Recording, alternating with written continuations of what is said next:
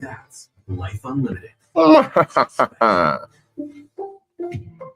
Hey guys, if you're ready to pop the big question, discover why 5 generations have purchased their diamonds from H.L. Gross Jewelers of Garden City. Since 1910, the Gross family has been the place Long Island. I would, if you can play the New York beat from the start and then throw the Keith McPherson over it, I think it'll sound better that way.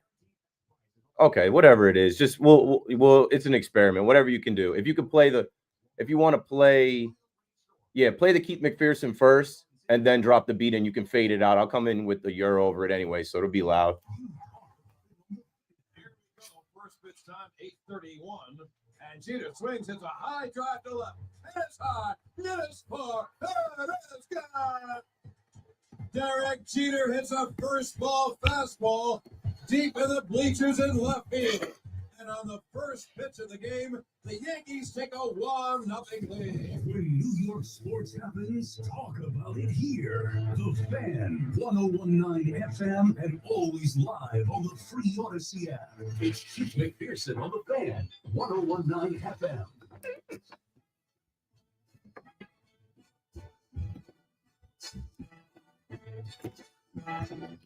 Yeah! Let's go, New York City. Friday night on the Fan. A great time to be a baseball fan in New York. Dial 888-808-1019. Sorry for the wait, Mets fans. I know you had a dream of a day. And Yankee fans, you probably just heard the post game and just watched the Yankees game out in Pittsburgh. So let's start with the Mets. The Mets game has been over for a while now. It was the Mets home opener. And we got to share. Let's share tonight. If we could try our best to stay in our corners and not fight and not take shots at the other, it is a positive night. Both teams won.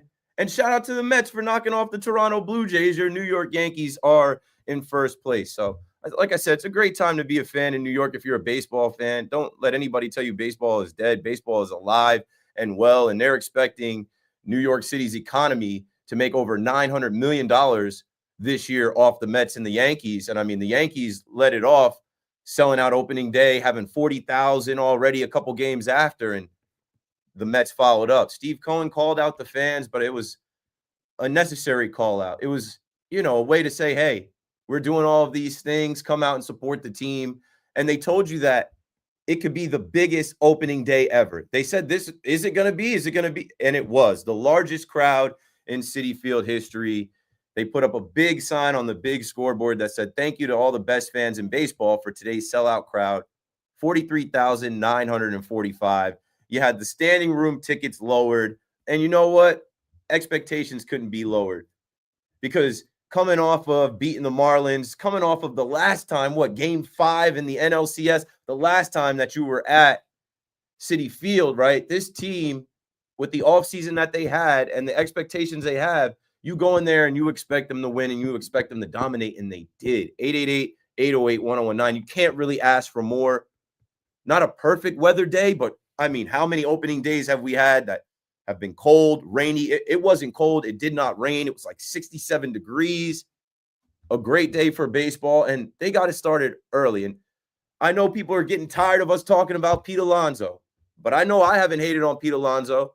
I know I've been in Pete Alonso's camp. And you can't predict baseball, but there were people predicting that Pete Alonso might be a Blue Jay.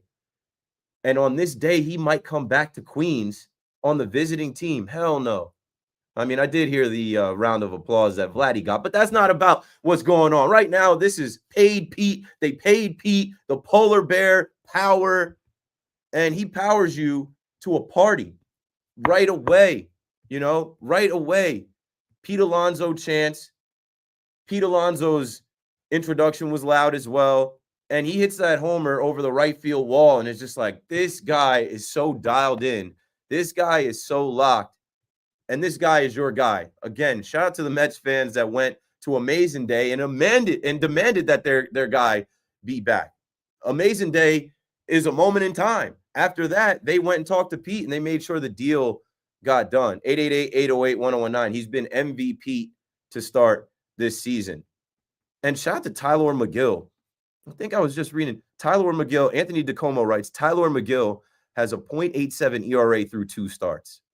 So far, so good. His final line today, he goes 5 1/3, 2 hits, 0 runs, 3 walks, 4 Ks. And the Mets bullpen this early on in the year has Mets fans dreaming of this being the best bullpen they've ever had. It was an issue last year to start the year. It's not an issue right now. It's a strength. Reed Garrett, we see you. Keep it up. AJ Minter, excellent. Goes out there, 3 strikeouts, done. And then what a story for Max Kranick, a kid that grew up a Mets fan, coming from PA to Shea Stadium. I think he said he had 11 family members in the building. Like, today was a dream day for Mets fans and players alike. You had the 2000 NL champs, the 2015 NL champs in the building. Lindor's walkout song, My Girl, ringing off. And I mean, he had the hustle double. How about that too? If this isn't a good omen for the Mets and Mets fans, when these calls are getting reviewed, these calls are getting challenged, I think they're undefeated. I think they're 3-0. That call getting overturned is like things are just going your way. And Pete Alonso this year is going to chase down that home run record, and guys are going to get it going. I know in Houston and in Miami, some guys needed to break out of it. I know there was a lot of talk about the top of this lineup, and if the top of this lineup doesn't hit, it's not going to happen. Well, they got it done today. Lindor had that early double and 2 walks. Soto with a knock to drive in a run. Alonso, I don't have to tell you about Alonso. He's going crazy right now. And Brandon Nimmo, we see you as well. If they walk somebody to get to you, you know you got to get the job done. So, I mean, it's a great time. I want to get right to the phones because you guys have waited long enough to talk on the Fan about what you experienced today. If you went to the stadium, I'd love to hear from you. You know, if you took your kid out of school, there are core memories that have been made today. It's a family reunion. It's an anniversary, the 2000 and 2015 anniversary, and it's a kickoff to another season in Citi Field in Queens. So congrats, Mets fans, on a 5-0 shutout, smacking the Blue Jays, the fraudulent Blue Jays, and you're off and running. 888-808-1019. Leo and Englewood on the Fan first. How you doing, my man? I'm good. How are you? I'm great. So a couple of things. One, beautiful day. I'm a big Mets fan. Took my 2 kids out of school, like you just talked about, and brought them to the game. This is our 5th straight opening day. So, you know, this is something of what we call a Jones tradition in our household. So it was a great time there. But game was great and all that. But when I hear them say that it was a sellout crowd, it absolutely was not a sellout crowd. I saw thousands of seats. Really? Oh, absolutely, absolutely. And even the people that were sitting next to me when they announced it as a sellout, we looked at each other and started laughing because it was not. It was not a sellout. I was a little disappointed in that. You sure it wasn't a late arriving crowd because of the time of the game? Keith, I was there we got there about 1:10, and we didn't leave to the end of the game. And trust me, it was not a sellout. Okay. Absolutely. I'll take your word for it. It was not a sellout. But nonetheless, it doesn't take away from any of my joy. It was an excellent game. The Mets played great. I actually called the Pete Alonso home run 2 pitches before he hit it. I told my kids that he was going to knock it out the park, and boom, there it went. You know, so it was a great day for us Mets fans. But in terms of it being a sellout, absolutely not. Absolutely not.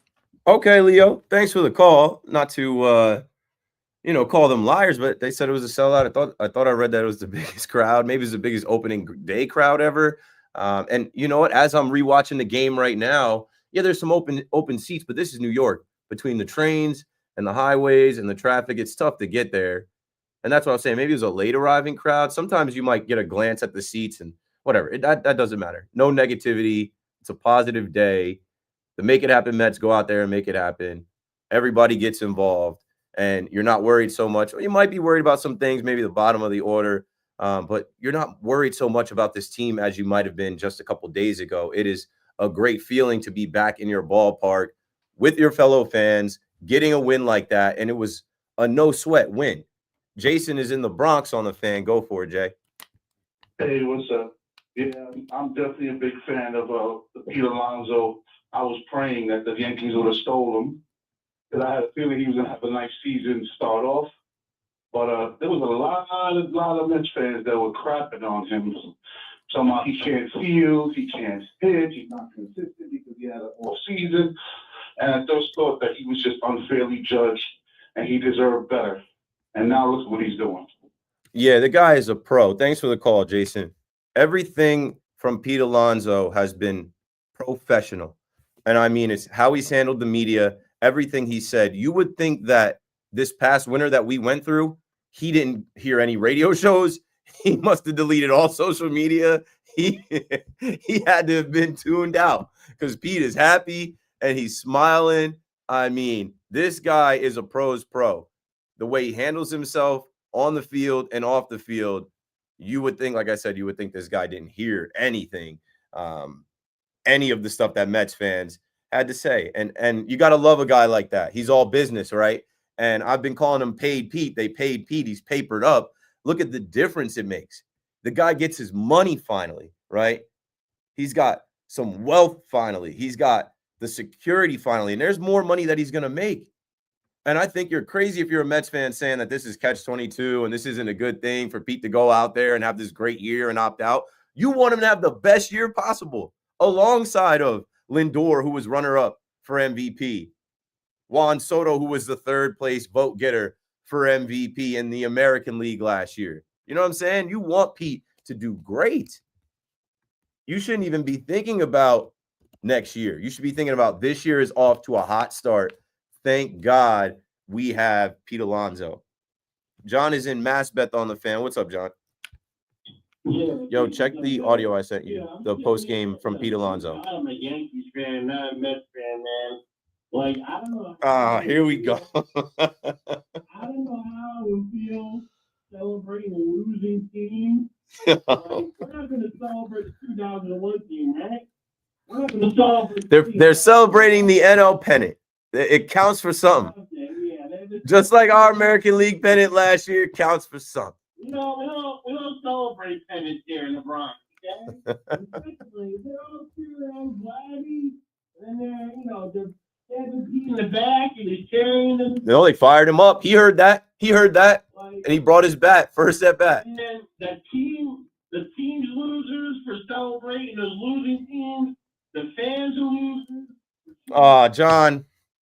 John, I know your angle. The topic wasn't exactly what you said. Let's go to Brody in Heightstown on the Fan, and then I'll try to bring in some audio of Pete Alonso post game so you can hear how Pete is, doing everything the right way. Go for it, Brody. Keith, man, I love listening to the show. I went out there. We were 15 rows back behind home plate. Me, my father-in-law's 70th birthday was today. Brought his brother-in-law, his son, my brother-in-law in from Florida. We got to see him get an easy 5-0 win. I wanted to get the Pete jersey this year, but I didn't want to spend the money. I don't know if he'll be here next year, but this man is carrying the team. Anyone who says anything negative about Pete, you're crazy. This guy is doing everything right now. And Soto and Lindor pick it up, and we're looking good. It was a great day. Great day. Thanks for the call, Brody. I mean, perfect day. If it's your birthday, you can get the family together out there.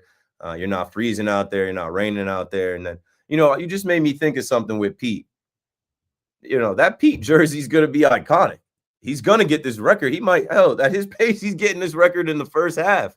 So that Pete jersey is going to be iconic. And again, you can't predict baseball. Nobody knew this current, time we're in 5-6 months ago. And man, I'm just so happy for one Pete Alonso, because I was on this radio station taking calls from people saying, drop him in the lineup. Somebody saying, no, we'll drop him off at the LaGuardia airport. We don't need him. I remember Mendoza backing him and saying he's one swing away from changing the game. And in the Mets' final hours, when they needed him the most, he came through, and he's carried that from the postseason into this season. As I'm watching SNY Encore right now, stepping up to the plate after Juan Soto pops up, number 20, the polar bear, Pete Alonso. Alex, do we have the cut of him talking post-game with Steve Gelbs? We'll get to him and Soto at the podium or at the table. Let's hear him just on the field talking to Steve Gelbs after this one. Go ahead and run it. Hell yeah. Hey, thank you guys for showing out today. Today was sick. Thank you for all the love, y'all. Thank you. The ovations you got from the start of the game throughout, what did today mean to you? I mean, this is stuff that you dream of as a kid. This is really special. I can't thank you guys enough. Thank you.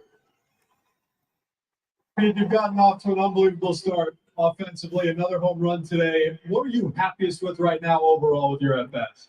I just want to keep making good swing decisions and feeling good in my swing, pitch to pitch, at bat to at bat.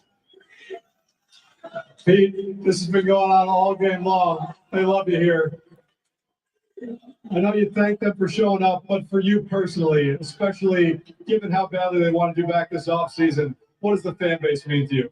No, you guys are awesome. I can't thank you enough for your unwavering support through it all. You guys are awesome. I can't thank you enough. You got to love it. Loud chants for the guy. And if you remember in Milwaukee, they were chanting for the guy. This is a guy that never says die. He's paid Pete, the leader of the Make It Happen Mets. Let me see if I can get another call in before we get up to the 9 o'clock break and update. Neil in Smithtown, you got it. You're on.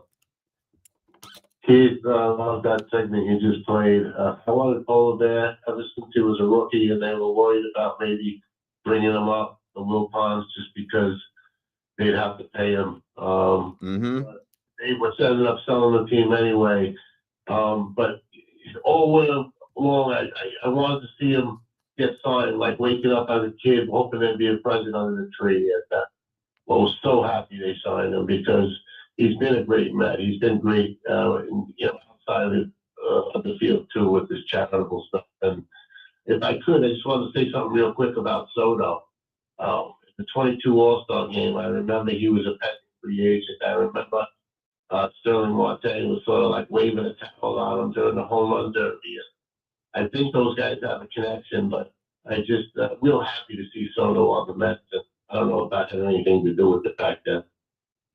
Possibly. Thanks for the call, Neil. I happened to be at that All-Star game and at that home run derby, and I have a video from like 20 rows back from when Juan Soto walked it off and won it and threw his bat in the air. And I've told this story a bunch about how the Nationals knew he wasn't signing with them, so they wouldn't fly him out to L.A., and he had to get his own flight, which, of course, he could afford. But I remember that whole weekend, the chants were, future Dodger, future Dodger. They thought, of course, that the Dodgers were going to buy Juan Soto. But, Juan Soto is Dominican. Starling Marte is Dominican. Starling Marte, you got to respect him, right? Not a bad word out of Starling Marte losing his job in right field. Rumors of him getting potentially traded. See how things work out. He's playing. Not only is he playing, like Marte is in the lineup, DHing and getting to play with Juan Soto, who of course he respects and knows. And I definitely think there's something about the Hispanic Latino influence, whether it's Mendoza, Lindor, Vientos, Acuna, Siri. Like we've seen that already with Juan Soto. I think that's definitely something that might have been in the list of things, the list of pros with joining the Mets, but he's the richest player in the sport by far. We got a break. But when we come back, I do want to play some interesting audio. I was listening to Howie call the game, and Howie is the best. The way that he articulates and illustrates what's going on at Citi Field. Like, I was, watching the Yankee game and listening to Howie, and then I listened to the post game, and then after I listened to the post game, I was like, wait, let me go find the video. Is it sounds like Pete Alonso and Juan Soto are sitting together. Is this a joint post game? And it was.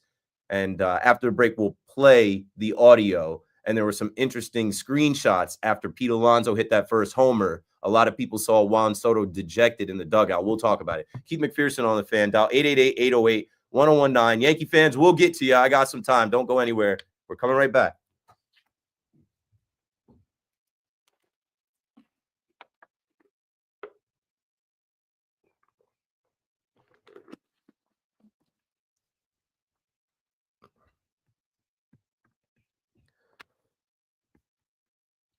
Okay, so we'll queue up that one where if those audio cuts are in order, we'll play them in order.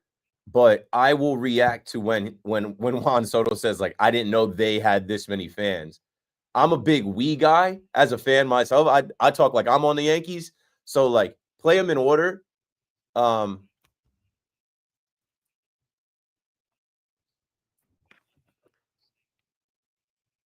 couldn't hear you before because my headphone was out.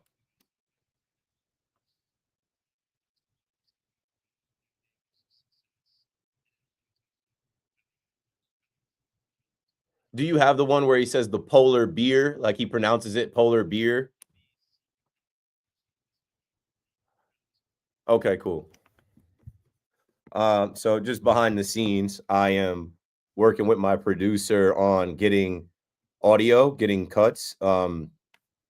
It's theater of the mind, right? So it's one thing to hear me talk. It's another thing to hear a fan talk and articulate, you know, I was at the game. It wasn't a sellout. I was there. It was this, or me being like what I saw. I was listening to radio. It's another thing to bring in the voices of the players and bring in the actual sound from the post game, and then kind of react to that, have a take off of that.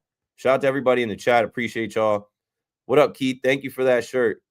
Yo, Pam, wear that KM to AM shirt and post it. Appreciate you. DJ Barrage, what's up? Is it Barrage or Barrage? Does that say Barrage? I don't know. My English is satisfactory. Those post-game shows go on forever. Yeah, especially when there are a handful of pitchers, a ton of runs, a ton of hits, hit by pitches, walks, homer. Judge is playing good in the games. Yeah, but you know what they're gonna say? It don't matter until October. It does matter. All this stuff is on record. Yeah, I put that up right away. Leo, get off the sellout, bro. 5-0 is the story. Fact, I thought it was a sellout, though. People were saying it was the biggest one, and whatever. I don't know. I think Judge has some ideas about how to put last year behind him. Yeah, this is the Judge. I'm calling this the Judge silencer season. He's going to silence his critics this season. Stay healthy. Pete is locked in right now. Of course, he's dialed in. You know what? I tell people all the time, you got to go through it to get to it. And sometimes when you go through some days and some weeks and some months that are not ideal, it tests your character. It tests your internal fortitude, and you come out stronger. And look at Pete. He's come out stronger. He's been going crazy for real. Yes. When he says the polar beer, I got a kick out of that. Yes. So that's his accent, and I'm gonna speak on it. So PR, you can kick rocks. You got it. I would love to see you don't have to post it. Just send it to me. I'm just glad that you wanted the shirt and I got it to you. Barrage, like barrage attack. I think barrage. I don't know. Barrage Obama. Sent you a DM on IG the other day. Would love to connect, bro. I got to get to it. I'm not going to hold you. I get like 20 DMs a day, and like it becomes a chore. Like since I opened my DMs back up, it becomes a chore to read through all of them. But I will get there. I just have other things to do, like put together a show, take care of my baby, go to sleep. But if you sent me a DM and I didn't respond, just give me some time. I'll get there. I'll definitely get there.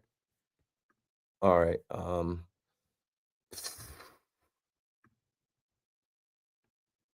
Let me see. I'm going right now. Alex, your name is Alex. Okay, I see your DM right now. Since you just said it, I'll go right now. Yo, Keith, hope you're doing well. I won't read your DM loud on the live, but okay.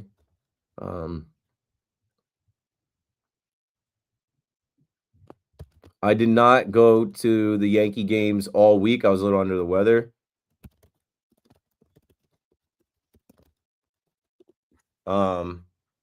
But Alex, I just found your DM, just matched your name and found it in the 20 DMs and responded. I sent you my email, so if you want to continue the conversation there professionally, send me an email and we can do that. I got the him calling polar beer. I got that. If you want to talk to that. Yeah, so let's play that. Let's play the polar beer. And then just because, you know, yeah, do your thing.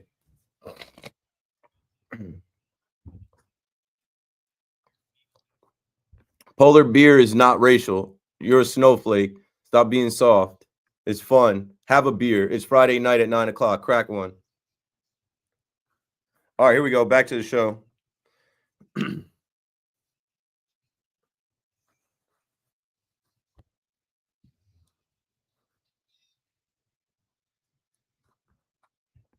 I need like a moderator on my Twitter chat so I can kick PR out because he sucks. Changes his profile picture every day, never has anything nice to say, just always comes in with hater energy. How much do you make for being a hater? Probably zero. I'm getting paid for this right now. I'm getting paid for this live stream right now. You're making $0 being a lame. It's Friday. Take the day off. All right, here we go. Coming back from the update in about 1 minute.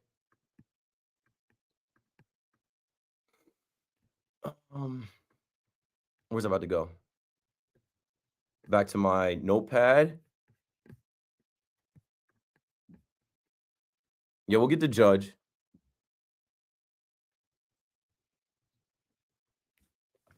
So play the one where they play first, play the one where he talks about all the fans, and then we'll play the polar beer one.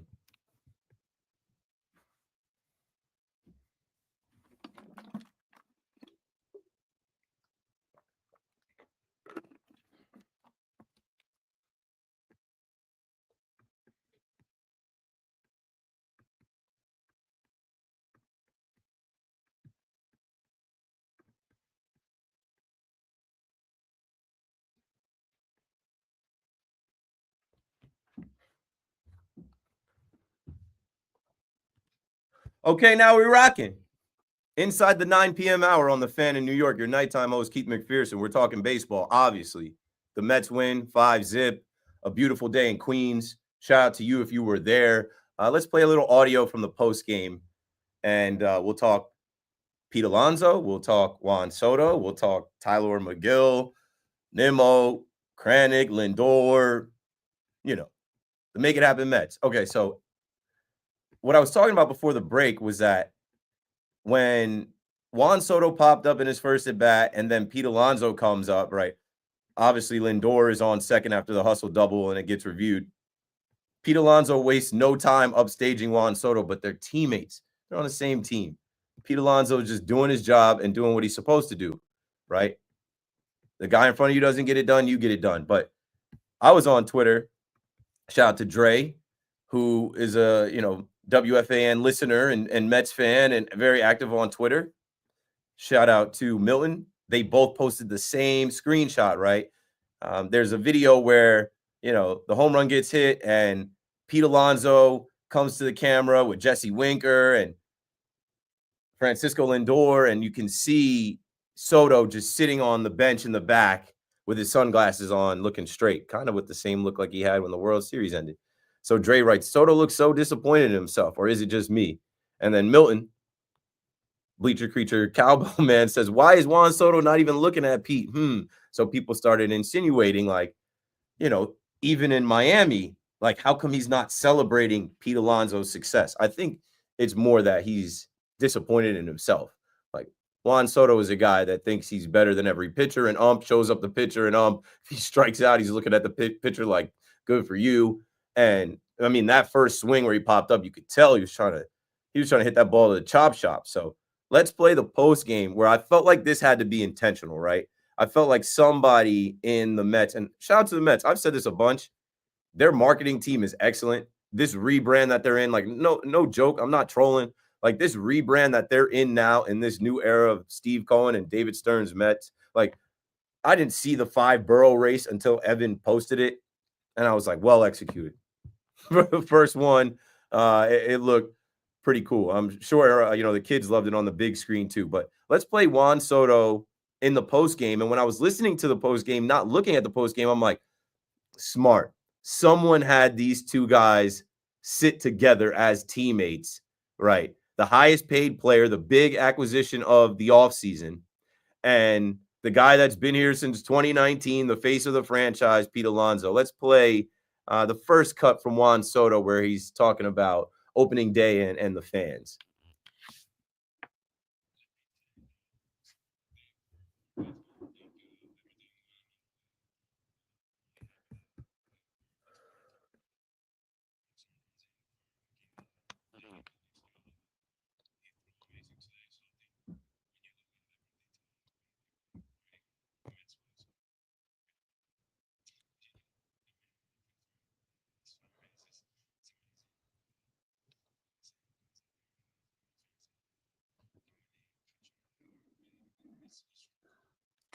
The one thing I'll say, Juan, and I'm a big we guy and us guy, and I don't play for the Yankees, but I watch every game and I go to 40 games a year.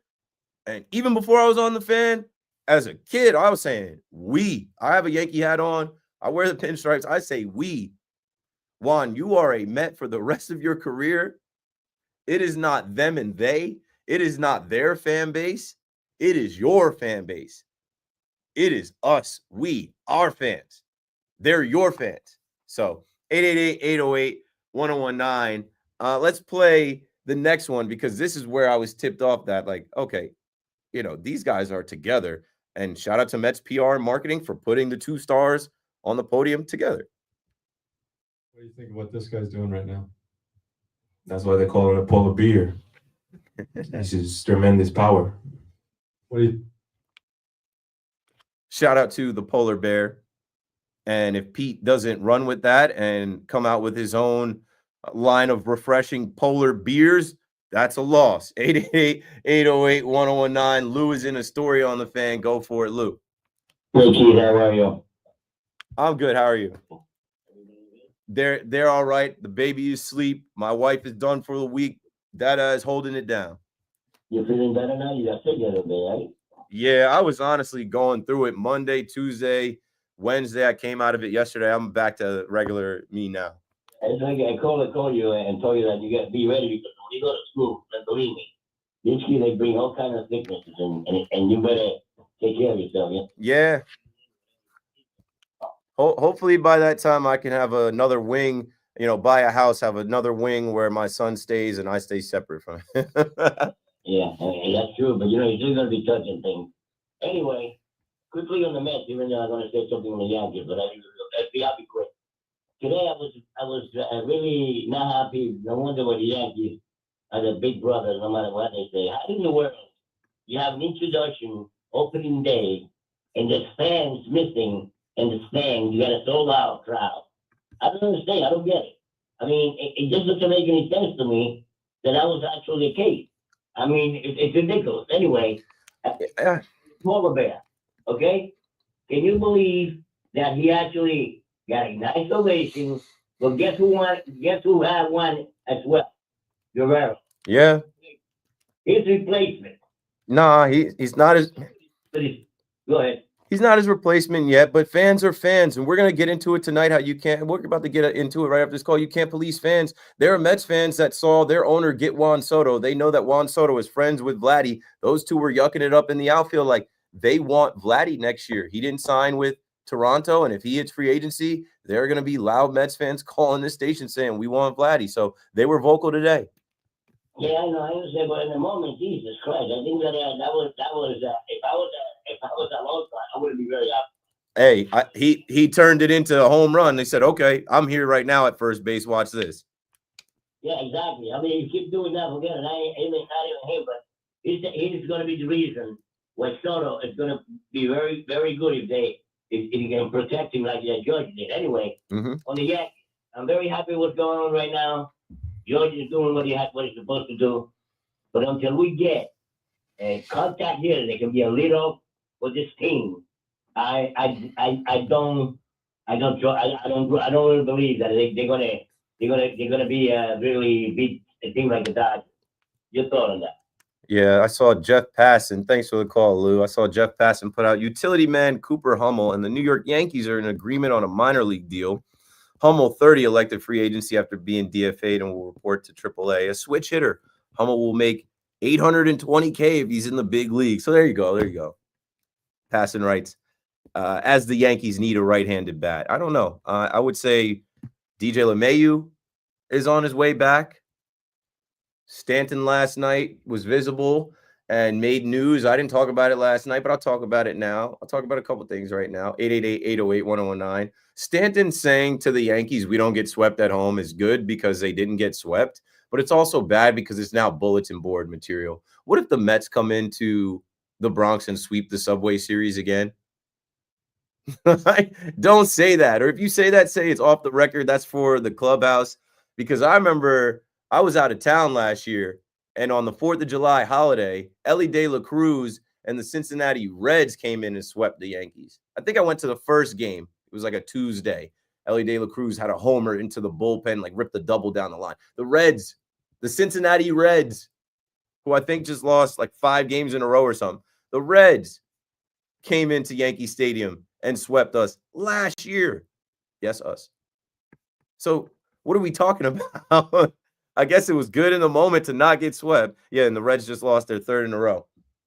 But, like, chill with that because the first team that comes in and sweeps the Yankees, it's going to come back up. 888-808-1019. You can't police fans. You cannot tell people what to do. And, Lou, in the same breath that you talked about there not being a full house, one, the tickets are expensive. So you also can't police a fan that paid $500 to be in that building. That $500 is someone's ticket to say and do what they please, at least in their thoughts in there. Obviously, there's, some rules and guidelines and things that you can't do. But, like, for the most part, whatever comes out your mouth in the ballpark, cheers for Vladimir Guerrero Jr., that was almost expected. I was listening to Evan, and Evan's dad was in the ballpark, and that was like a thing earlier. Like, hey, let's hear how loud the cheers are for Vladdy. So you can't police fans. They're going to do that. And that leads into the F. Juan Soto discussion that is just so tired. I was the first person on WFAN to tell you there is no more F. Altuve, and there might be some, but like the new F. Altuve in Yankee Stadium is F. Juan Soto. I'm not endorsing it. I'm not encouraging it. I'm not doing it. But I know my ballpark. I know my fan base. I know what I've seen in there. You now that it has started, it will snowball. So as we have hosts campaigning for fans to not boo Juan Soto, like not boo Juan Soto. There's going to be boos. There's going to be profanity. There's going to be F. Juan Soto chants. And I said today, as I saw, the dynamic of people sending me pictures and videos of Mets fans showing up to the Bronx, this first homestand with their fresh Juan Soto jersey on, clearly looking for attention, wanting that smoke. Just enter at your own risk. Know that, there's some angry fans and there's some people that don't care, and you're barking up the wrong tree. But some of the Juan Soto chants that you hear while you're watching on TV, that's being instigated. That's being provoked by people in the stands wearing a Juan Soto jersey, looking for attention so they can make a TikTok of them getting thrown out of the section. 888-808-1019. Josh is in the Bronx on the Fan. Go for it, Josh. I'm telling you, first I'm going to say, my car is awesome, baby. But Keith, I got to say about the New York Mets, thank you for helping the New York Yankees get a piece of first place. Because they're playing the Toronto Blue Jays right off the bat, right? And that when the Mets are playing somebody in the AL East or an American League team that affects the standings in the American League East, it's on, baby. Thank you for taking my call. Have a great show, Keith. Thank you. Count it. The enemy of my enemy is my friend. As Brian Deco writes in the live chat, why has your entire tone changed on the Mets? You guys don't listen enough. You don't pay attention enough. In the offseason, that's one thing. Fandom, that's another thing. I was begging for the season to start. Let the games begin. We have actual games now to talk about. We don't have to go back and forth with the nonsense. I don't play the whole little brother, big brother thing. The Mets are winning. I'm going to talk about the Mets winning. The Mets are playing good baseball. I'm a baseball fan. I'm going to watch the game, listen to the game, look at the box score, and report that and take calls on that. It's bigger than me. It's bigger than my fandom. It's bigger than my tone. Now, when there's something to troll like Queen's Best Dance Crew or the 5 Borough Race or the Mets house or whatever, yeah, I might lean into that. That might be fun. That might create a good video on WFAN's Instagram, Twitter, Facebook, YouTube that thousands of people see. But one video doesn't represent me. And that stuff has nothing to do with Pete Alonso hitting homers and Tyler McGill hitting. And I would expect the same thing out of our hosts that are Mets fans, which there are way more hosts here that are Mets fans, when talking about Aaron Judge, when talking about the Yankee youngsters, when talking about Max Fried.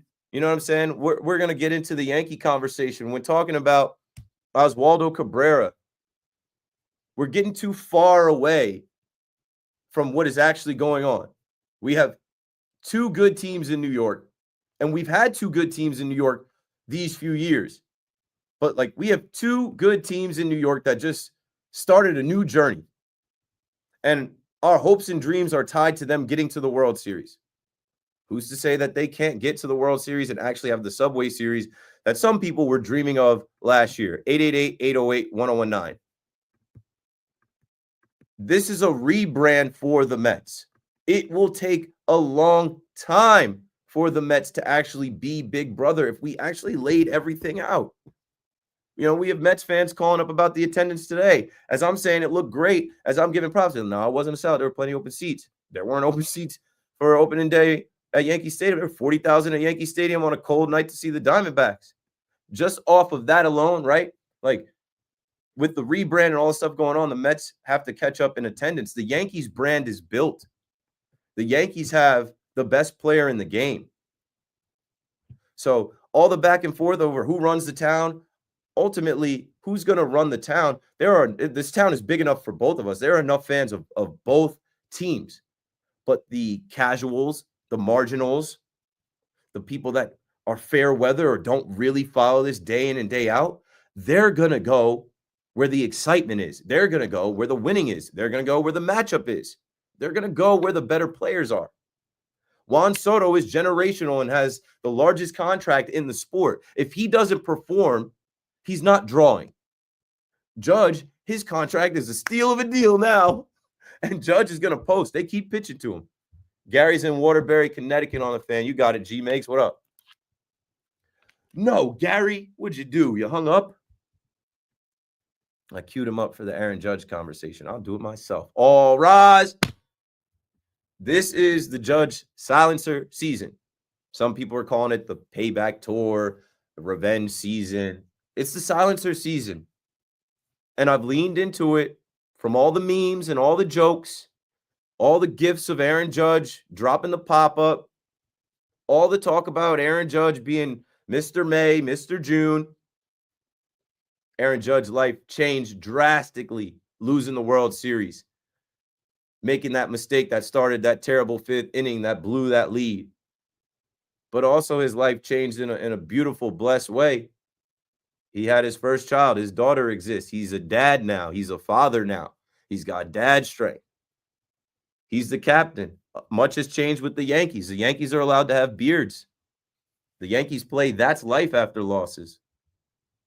But Judge, people are so ready to pull him back to his failures instead of just celebrating his greatness. I can't do that. I can't do that. Last year is over. Again, we're getting too far away from what's going on now. We wait all winter for the spring. We wait for these games. Now we're some 6-7 games in. Can we please just focus on the task at hand? He can't fail in October until we get to October. The last one is done. It's in the books. Allow this man to be great, to continue hitting home runs and wowing us. Allow him to keep pitching to him. Allow him to keep putting his name next to Babe Ruth and Joe DiMaggio and Lou Gehrig, and him being steroid-free. It's amazing. We are seeing history, and too many people want to talk about, oh, well, it's not going to matter. No, it does matter. All of this counts. All of this is on record. You're seeing it with your own 2 eyes. And so many people want to talk about it doesn't count. Like, you know how hard it is to hit a baseball? And he makes it look easy time after time after time. Limo driver Ed is in PA. What up?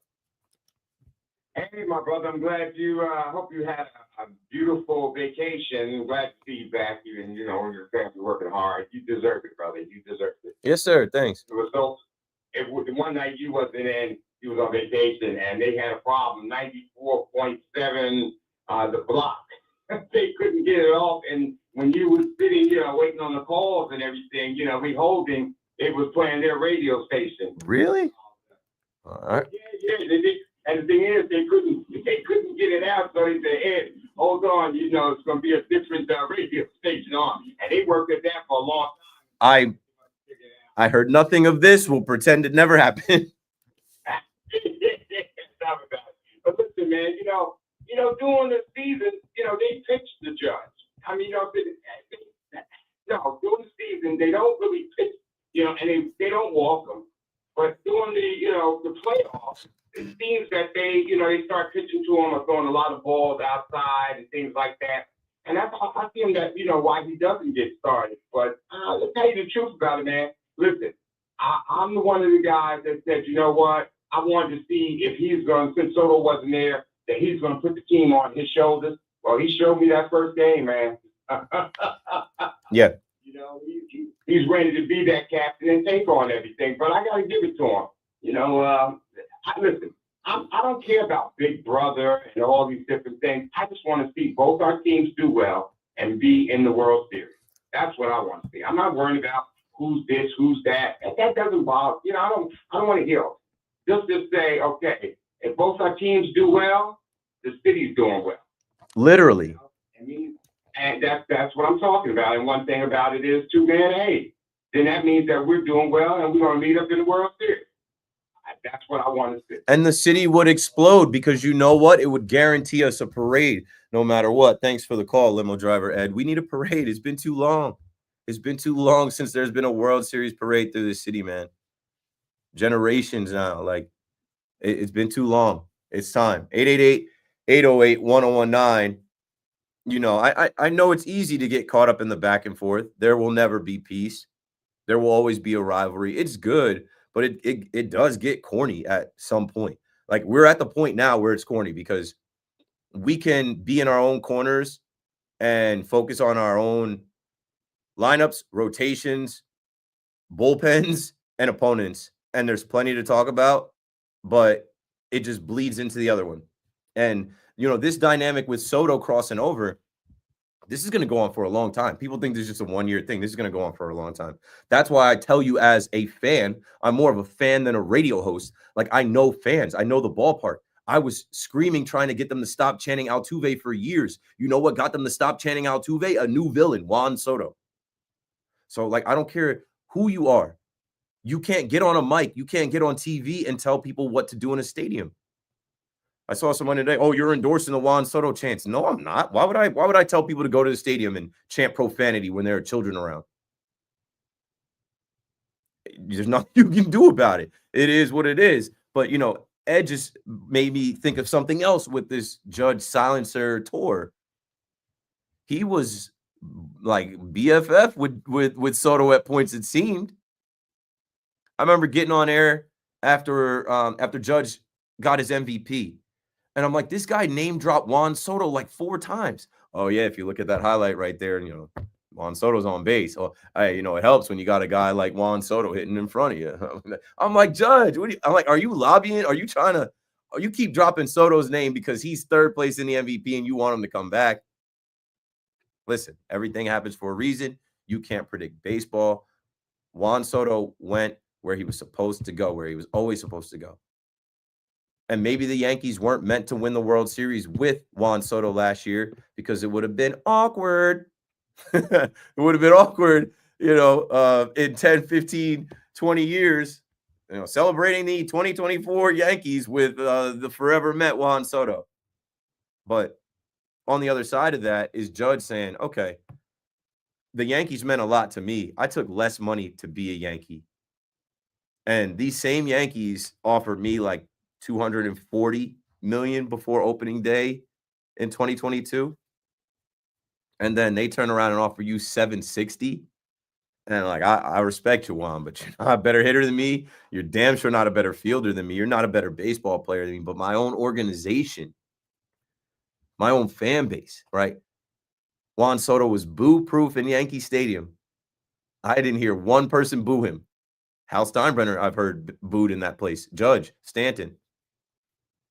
Juan Soto was boo-proof because fans didn't want to, you know, rub him the wrong way where he remembered that. And Judge is like, wow, they don't boo him, but they boo me. Oh for 4, they'll boo me. So, like, you think that doesn't, like, motivate a guy? Not that he needs any more motivation, but he looks hella motivated this year. He looks like he's on one. So this is the Judge silencer tour.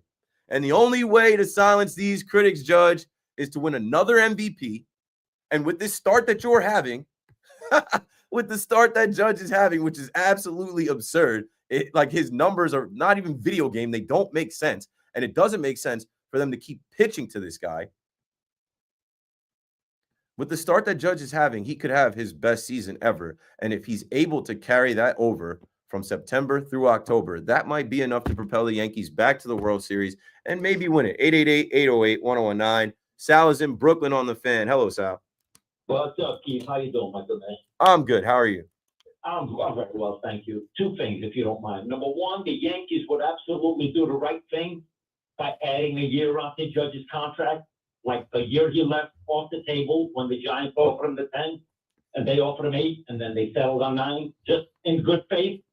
That's how good this guy is. But not yet. Not yet.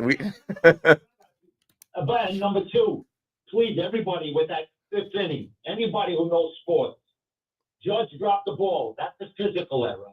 They happen.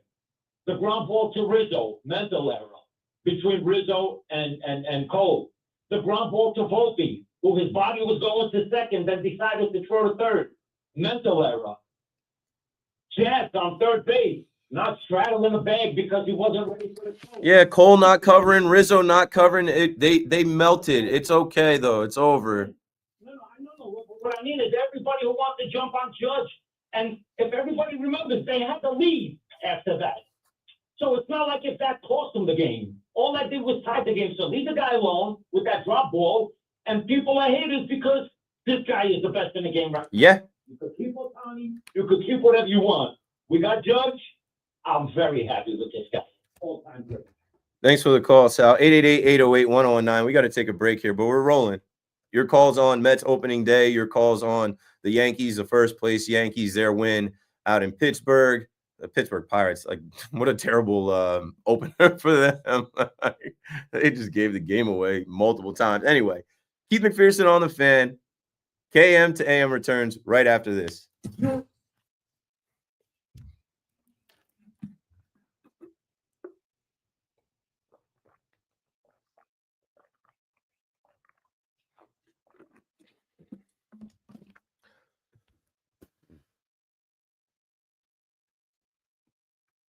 All right, let me see something, man.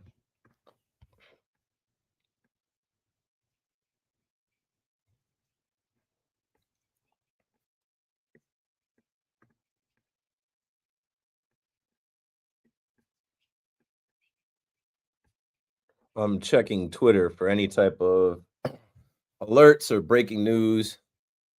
Ovechkin just scored goal number 894, tying Wayne Gretzky's all-time record. He's definitely doing it.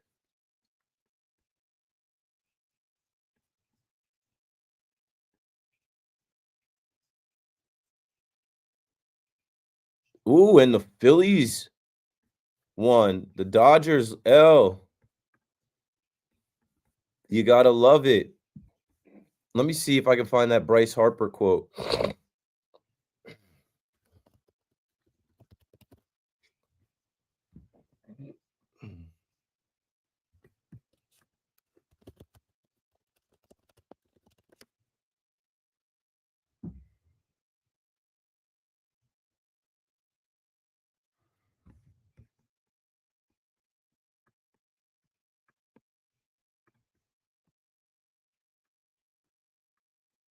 Yo, I'm gonna send you some Bryce Harper audio that I'd like to play. The Phillies just beat the Dodgers, and shout out to Bryce Harper. I feel like what he said is just part of it.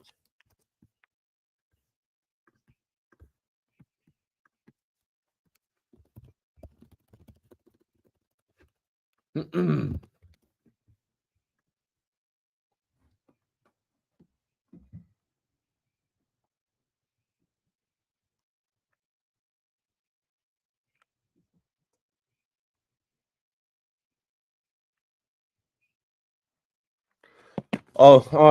I'm not ignoring y'all.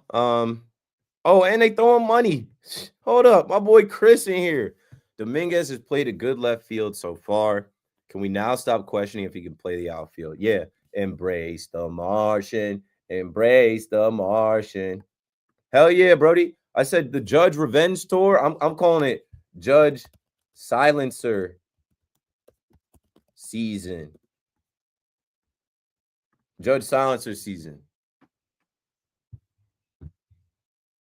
Zip it. John Morant with the silencer clip.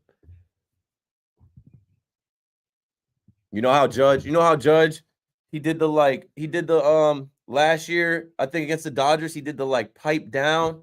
It's the Judge silencer season.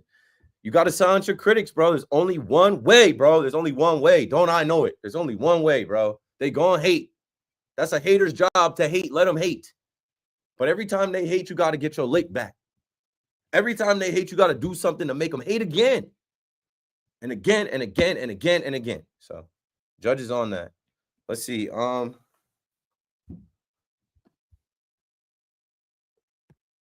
Judge looks like he has a fire in his eyes. Yeah. He's different now. He went through the experience of watching his girl birth his first child.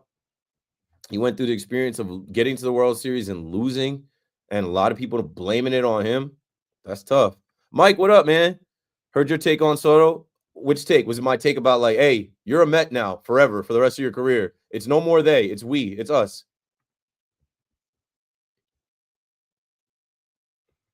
Who's old enough to remember from TV in the 70s? Live, here comes the judge. Comes the judge. I don't remember it, but I've heard John Sterling allude to it or sample it.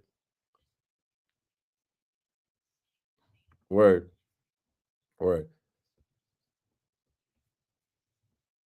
Anybody that's in my chat, that's what I think. Gabe was like, yo, you could block PR. I'm like, I'm not gonna block him.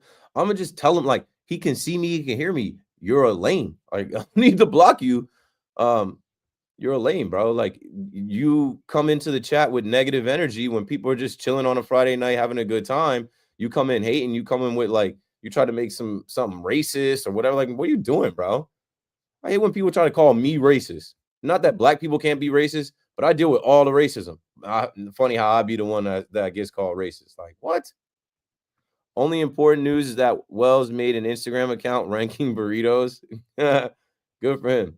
That's funny you say that. When I was in college, I put together this whole plan. Wow, I should bring this back this summer. I'm going to write this down right now. Universe never unconnects. Because I had this thing that I never executed. I'm going to go to my notes, ideas.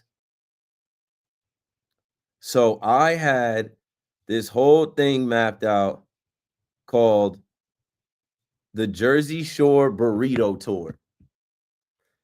I had a whole YouTube plan. Now I got the YouTube. I got to do this now. I don't know why this took 15 years to come back to me. But in the Jersey Shore area, there's a lot of coastal cuisine, Tex-Mex, whatever. I had 10 places all within 10 miles of each other that you could get a burrito. And I was going to rank what you could get in a burrito: chicken, beef, steak, shrimp, some places.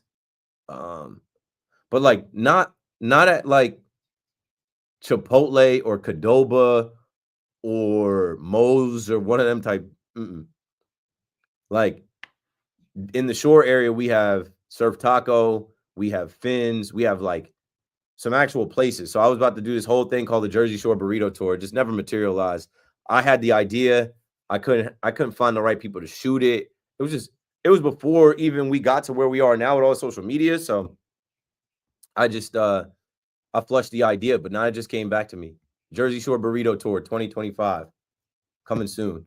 Citi Field had wonderful energy today. Looking forward to the Subway Series. Also, Alonzo had a great home run, and Lindor looked better at the plate. Yeah, it's good to get back home, right? It's good to be. Oh, here we go. PR hating again. And he made his picture Stevie Wonder now. You a piece of work, bro. You a piece of work, bro. Judge won World Series versus Yankees. Juan Soto won World Series. Like, what are you talking about, bro? I got to go into Twitter and like mute you in the. Let me see if I can mute you in the Twitter if I enter that. If I enter that chat. Whoop, delete.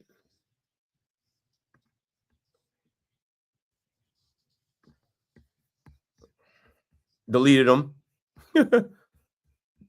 All right.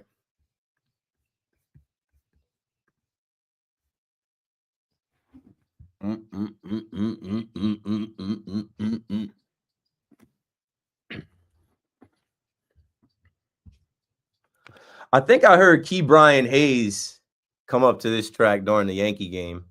Outcast, AT Aliens.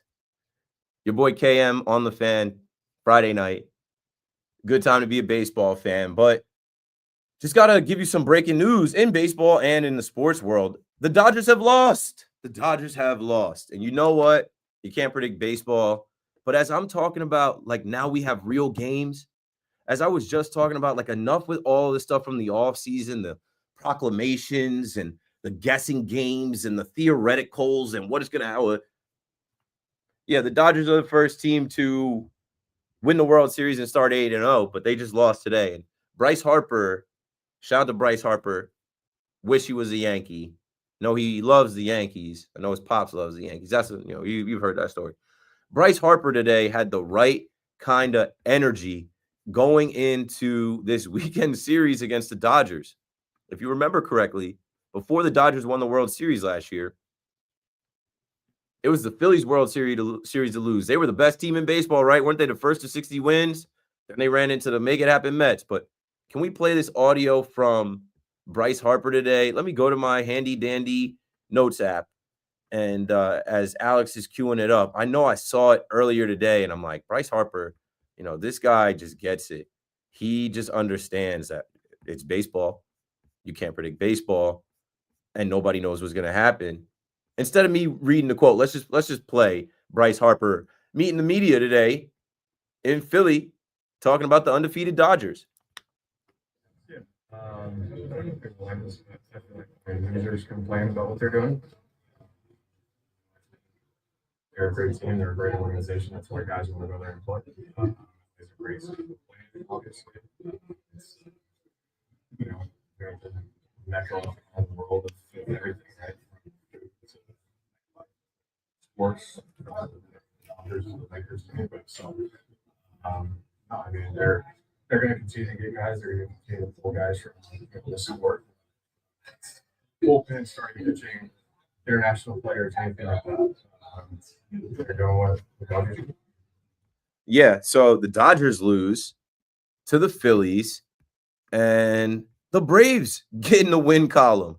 The Braves start off 0-7, and no team has ever made the postseason starting off 0-7. But I wouldn't rest on that. We saw what the Braves did to chase down the Mets in 2022. You can't predict baseball. But, I mean, the Braves at home against the Marlins, they put up 10 on them. And in the world of the NHL and NHL history and records, Alex Ovechkin ties Wayne Gretzky's goal number. He's getting the record. It's going to be done. And I'm looking at the clip now. We were this close to seeing Ovechkin break the record with a hat trick on his home ice. He almost did it tonight. Save it for the next one. Gretzky in attendance. And the Great Eight ties the record. What's the number? 894? Let me scroll through here and see if I can find the number. Because I know I was looking at this earlier. Alec Ovechkin breaking scores goal number 894. Congrats to him. Anyway, this is New York. Back to the Mets, back to the Yankees. Keep McPherson on the fan. Let's see what Chris in Tampa is talking about. You got it, Chris. Chief, how you doing, man? I'm good. Thanks for calling in. Good. We've spoken a couple of times. but I'm a big Met fan. But I've been hearing this for too long. So Aaron Judge, without Aaron Judge's home runs, there is no postseason. So I don't know what people are talking about. The man he's Paul Bunyan. I mean, he's amazing. So for people to question him when he dropped balls in the World Series, I mean, the man is he's proven beyond a shadow of a doubt. And I've just said this a million times, without those home runs, there is no postseason most years in the last few for the Yankees. So, he deserves his respect. Yeah, thanks for the call, Chris. It's so much deeper than the home runs. When you hear these guys talk about him, they talk about his work ethic, what he does day in and day out to prepare. So it's like his home runs, yeah, but also his leadership, his defense, picking guys up, maybe giving guys advice, and just, carrying the weight of being the captain of the New York Yankees, doing it for the Yankees, the hardest team to do it for, with the most critical fans, and you know what I'm saying? Like the most media coverage. Like, we got to respect that man's greatness. I'm so tired of hearing about his failures in the postseason. Like baseball is that easy. Like, this guy could just, like, he could win it on his own. Yeah, he's struggled. Yeah, he's failed. We know. But, like, he's about to turn 33. Who's to say that he doesn't get another 4 or 5 cracks at this? He could. And also, don't tell me that, he's going to age poorly. You don't know that.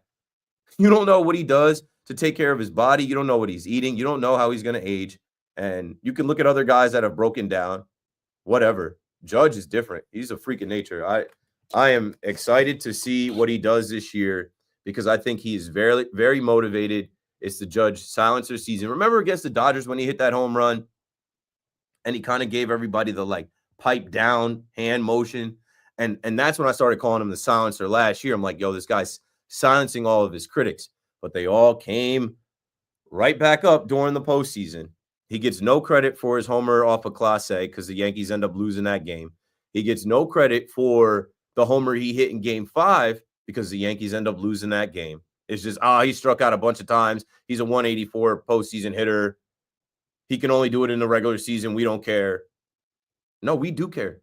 We care a lot. I think a lot of people care. I think a lot of people are talking about Judge. John is in Cedar Knolls on the Fan. What's up, man? Hey, how's it going, man? So I love your show. I listen to it every time I'm on my way home, and I want to talk to you about Judge as well as wanting to. My thing is, he's having such an amazing 2 weeks right now. What if he keeps it up for the rest of the month?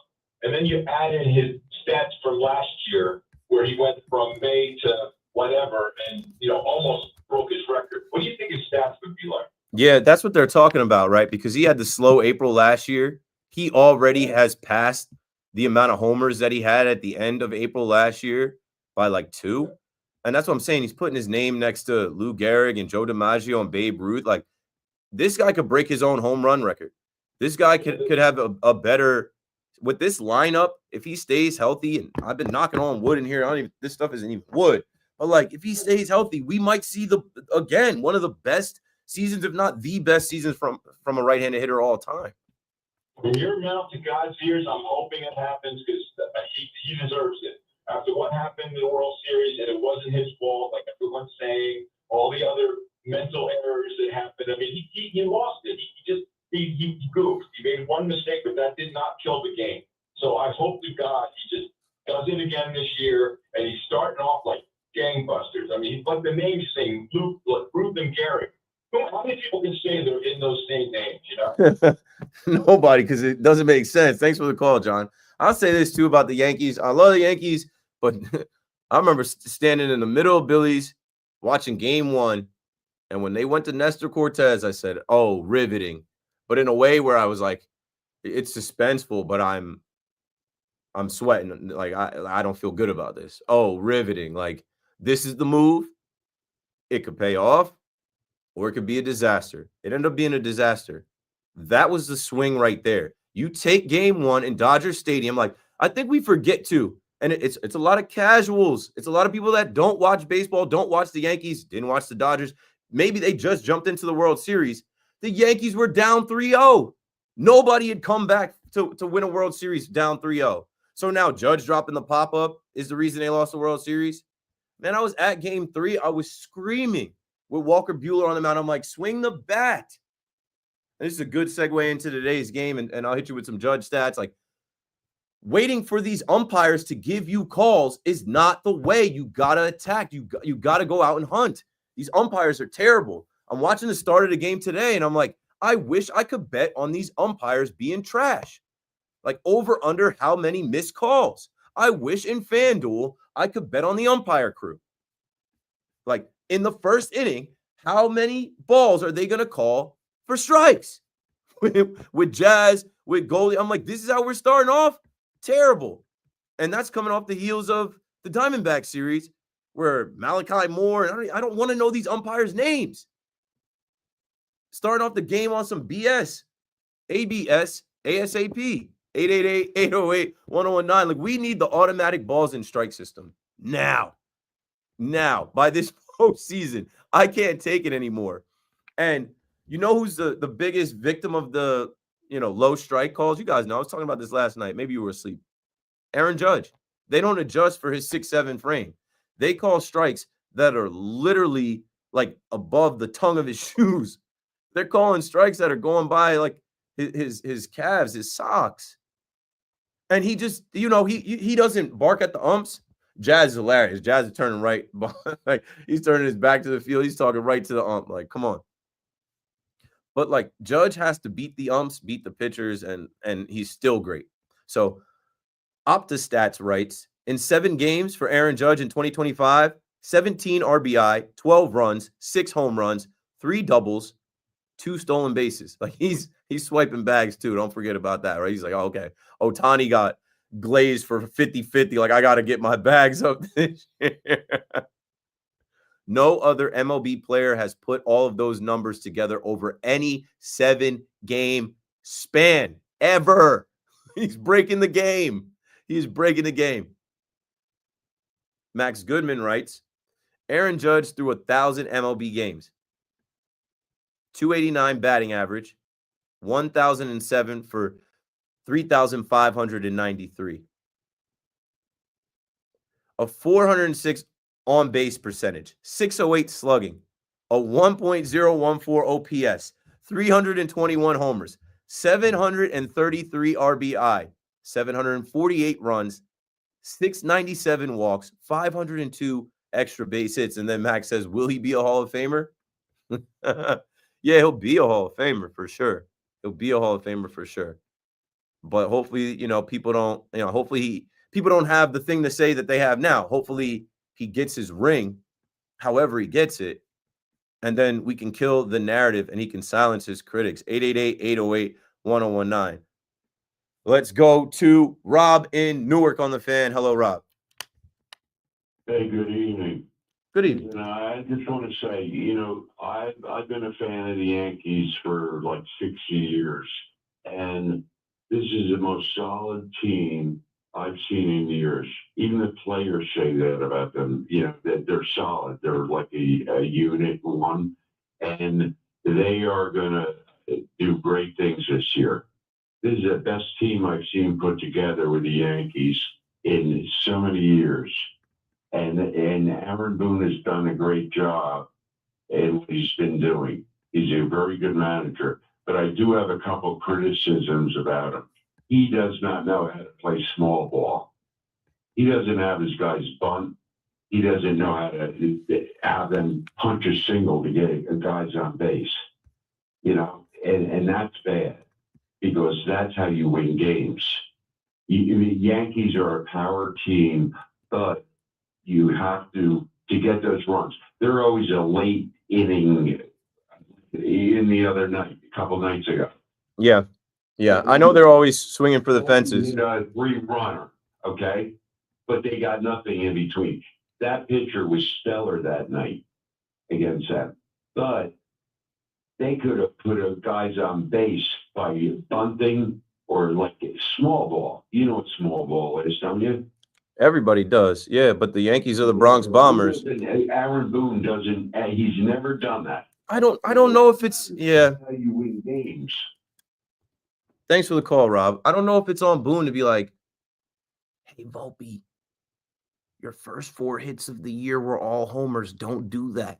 Like, I don't know if it's Boone's job to be like, give me a single. Like, like bunt. These are pro ball players. They all want to smash home runs. They have torpedo bats. They want to be on Instagram and TikTok. And like Jazz wants to do his push shot.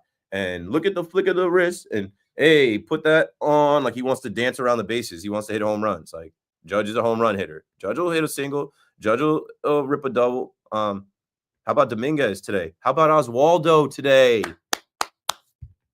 Like today wasn't a day of them being the Bronx Bombers. Today was a day of the Pittsburgh Pirates walking the ballpark and hit by pitch, giving the game away. 6 walks. I think 2 or 3 guys hit by pitch. You obviously need to be able to manufacture runs, but I'm not mad right now. Back-to-back days, 2 different lineups, 9 runs. I'm not calling up talking about small ball right now. Not against the Pirates. Like Oswaldo had a single, good enough for me. Jason Dominguez had a single, good enough for me. Oswaldo had a single, good enough. That's not small enough ball for us today. Volpe did single today. But Volpe got hit today, and it wasn't a homer. So I think last night too. So it's there. But I know C-Mac gets on it. I fell asleep last night. I had to go to bed last night because I had to get up early. But I know C-Mac gets irate at you guys for putting everything on Aaron Boone. None of the credit. Like Boone doesn't get credit for these lineups the last 2 days that have worked perfectly. But the Yankees don't hit enough singles. They don't manufacture enough runs. They don't move runners over. Like that's Boone's fault. It's not Boone's fault. They did it today. Only one that homer was Judge. So 888-808-1019. Let me sneak another call in before we go to the 10 o'clock break. Chris and Justin are down in Monmouth County, a beautiful place to be. They're on the Fan in New York. Hey, first of all, thank you for taking the call. Justin from California, just out here in New Jersey right now for my cousin Charlie's bar mitzvah. Just had a quick question for you guys. We're meshing real well right now. Everyone's hitting the ball, even Oswaldo Cabrera. But what do we think about getting Oswald Peraza sometime? I feel like the last year we could really squeeze him in to see what his true potential is. Once again, thanks guys for taking the call. Yeah, thanks for the call, guys. I mean, what do I think about it? Sure. We got to figure it out with the guy. It wasn't that long ago, a couple weeks ago, people were saying, well, he's not making the team. He's going to get cut or be traded. And I used to say they don't love him, but clearly they do. Clearly, they're keeping him around, but he's not going to get that many opportunities because Oswaldo is in front of him and Pablo Reyes is in front of him. And he's gotten some opportunity. Like he homered the other day to, set the record, Saturday when we were there. Well, I was there. Some people were there. A lot of people were there. Shout out to CeeLo. I don't know if you guys are keeping up with Twitter and our guy CeeLo, who hosts some shows here. You hear him on the morning show. Great little nugget before we go to break and bring some other things in. CeeLo goes on Twitter and he posts a picture of his niece. And his niece is standing like by the foul pole, right field foul pole, I think, maybe, or no, in the outfield. I don't know where it was, but let me pull up the picture. And he says, crowdsourcing attempt. Anyone recognize this gentleman? Gave my niece the Oswald Peraza home run ball from the Yanks franchise record breaker this past Saturday in the Bronx. Led to a bunch of perks. So my fam is trying to track him down. It was section 133. So I see this and I'm like, oh, he's got a Billy shirt on. I have that same Billy shirt. You either buy that shirt from Billy's or you're one of the insiders at Billy's and they give you that shirt. So I'm like, he's got a Billy shirt on. Let me check with them. So I send a text to my guy, Joey, over at Billy's. Chris says, thank you, Monmouth County brethren. I can't say brethren. And I'm trying to follow the tweet. Next thing you know, Joey texts me back after I send him the picture, whatnot. I'm like, you familiar with this guy? He's like, yeah, he comes to the bar. I'm like, I feel like I've seen him too. I go to Billy's a lot. A couple hours go by. I hit CeeLo up. I'm like, stay with me, man. We're working on it. And before you know it, we discover Sal. Shout out to Sal. I don't know if he wants the fame for all of this, but this is what happens. You're dealing with 2 people from WFAN, 2 people in the Yankees universe. The Yankees universe never unconnects. Sal, you're a great guy. You gave away a historic ball to a little girl. It made her day, her family's day, and they are family with our very own Chris Lopresti. I'm sure you'll hear more about that when Chris gets on air. Keith McPherson on the Fan. It's about to be 10 p.m. We got to take a break. Call me up if you'd like to talk Yankees and Mets. We started with the Mets, but now we've kind of dipped into the Yankee game. We can discuss Max Fried's start. We can discuss more of what we saw at the plate from the Yankees and the Pirates. Yeah, we'll do a little bit more on the Yankees and Pirates game right after this.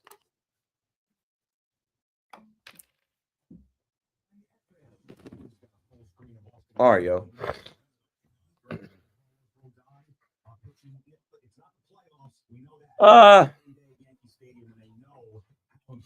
This rotation is Eric Cole injury. Him to come out and pitch that way was a huge boost for that. Stream Boomerang Geo live or on demand with the Odyssey app and podcast the show wherever you get your podcasts. It's tax time, and New York's direct file program makes it easy to e-file for free. Skip the hassle, skip the fees. I was going to say, 2 ads playing at once? You heard that? See if you qualify and get started today at tax.ny.gov. A message from the New York State Tax Department.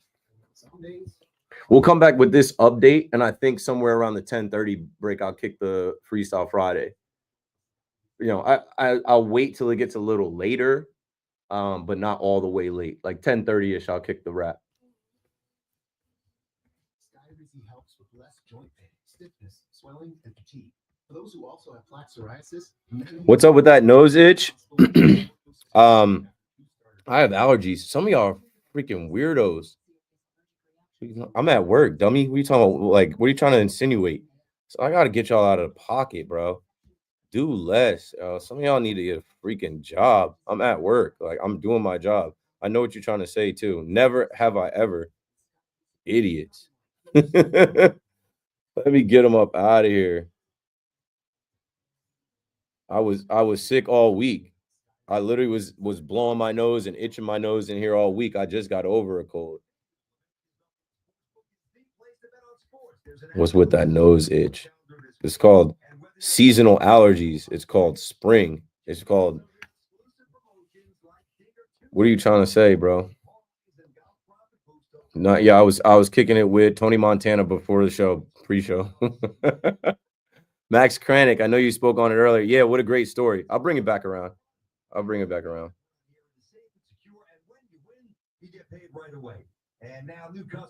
right, I'll be right back.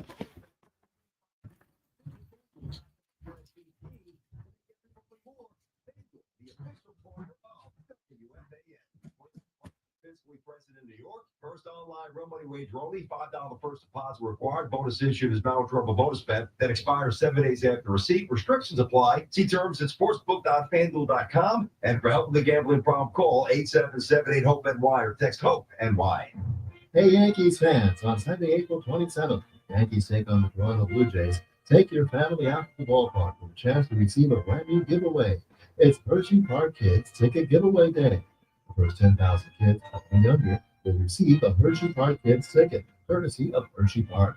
For tickets, log on to Yankees.com/tickets. That's the Yankees and Blue Jays on Hershey Park Kids Ticket Giveaway Day, Sunday, April 27th.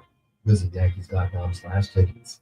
Heads up, hockey goalies. Registration for the 2025 Pure Goalie Expo is open. On April 12th and 13th, we're lacing them up at the Ice House Arena in Hackensack, New Jersey. Get an exclusive look at all of the latest gear. Bauer, CCM, True, Warrior, Vaughn, and Bryans. Limited on-ice demo slots remain. And if you're not hitting the ice, you'll still need to lock in your spot to get expert advice. Meet with brand reps, pre-order stock, or custom setups, and score giveaways and raffles. Spots sell out. So sign up today at puregoalie.com and gear up for greatness. No matter what you drive, having the right tire matters. So take control with a new set of Bridgestone tires from Town Fair Tire. You'll choose from the area's largest selection of Bridgestone tires, and you'll get the Bridgestone tire you need at the guaranteed lowest price. Plus, Town Fair will give you more free services than all other tire dealers, clubs, or online sites. Nobody beats a Town Fair tire deal. Nobody.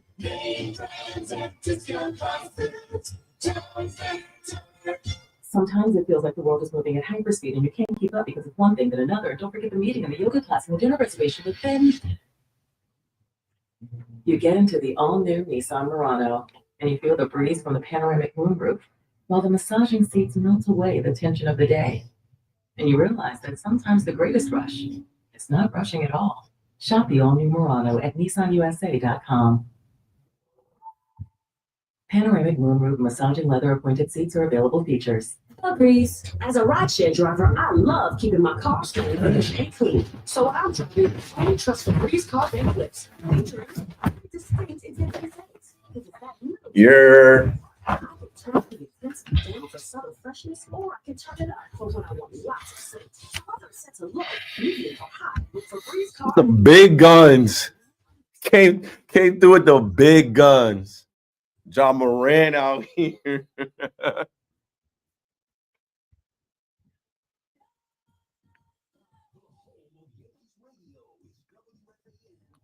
Yeah, I'm blessed. Popular show. It's hard to get on the line. I'll try to get my producer to pick up. Try again.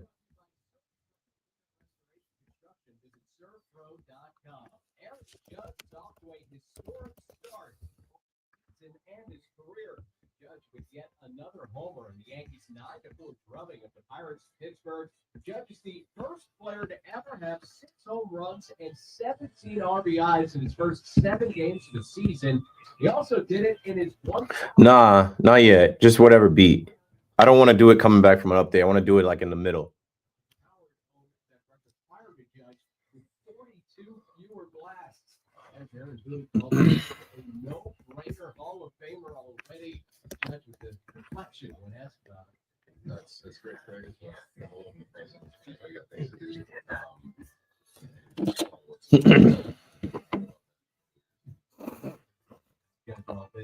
Queens Kid Alonso providing the biggest moment of the Mets home opener. Alonso with another opposite field home run in his first at-bat back at Citi Field. Alonso gave the Mets fans a perfect call. Happy day for the Mets, who beat the Blue Jays easily 5-0. Knicks star Jalen Brunson practiced for the first time since spraining his right ankle in early March. Alex Ovechkin is tied Wayne Gretzky's all-time goals record. Ovechkin with 2 goals tonight to reach 894 for his career. Gretzky was in attendance. The Islanders. Matter of fact, I gotta add some new beats to my drive folder. I think I have. I mean, this is my 4th year on the fan, so I'm like, I gotta add some beats. I'm working on it.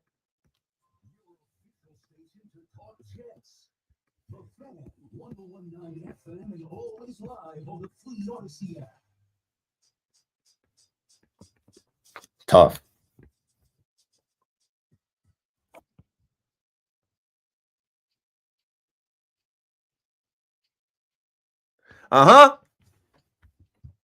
Still here. You got me for the next 2 hours. Dial 888-808-1019. It's a Friday night. When we get to the end of the week, I always say we got to run through the tape. You know, first week of baseball, great. Winning records, good vibes. And the Yankees and the Mets win today. In that Yankee game, I already complained about the umpires, already complained about, the balls and strikes. It's just a whack way to start off a game, especially in the beautiful PNC Park, which is regarded as the best view in baseball, best ballpark in baseball. I went out there in 2017. If you go to my Twitter, I put a video up from 2017 out there. It was a different time for me. I don't know what I was doing in 2017. I think I was working at MTV. I think I told this story last night. None of the homies were down. My wife was the only one down to ride out to Pittsburgh.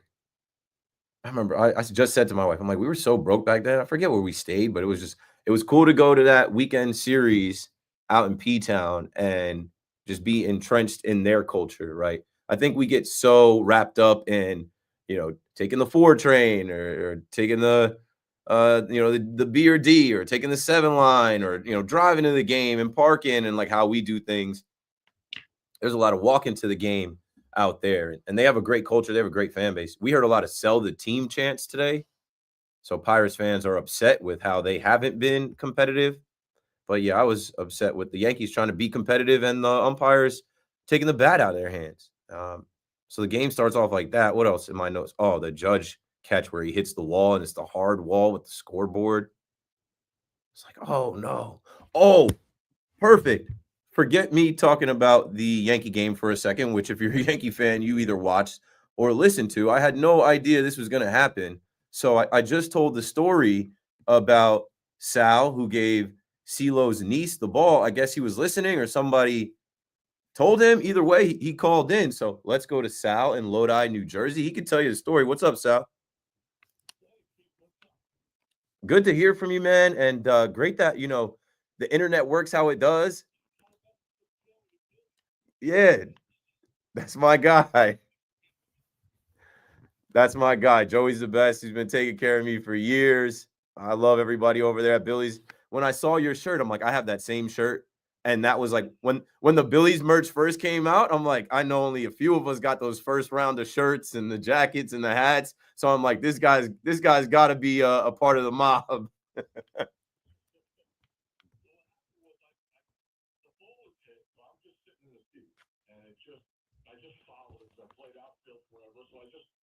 You can track the ball.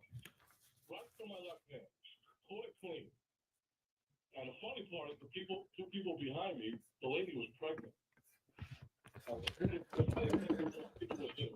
guy actually next to me goes, I think you just saved my kid's life. You were mindful of that? Like, I got to be the guy over here if the ball comes this way.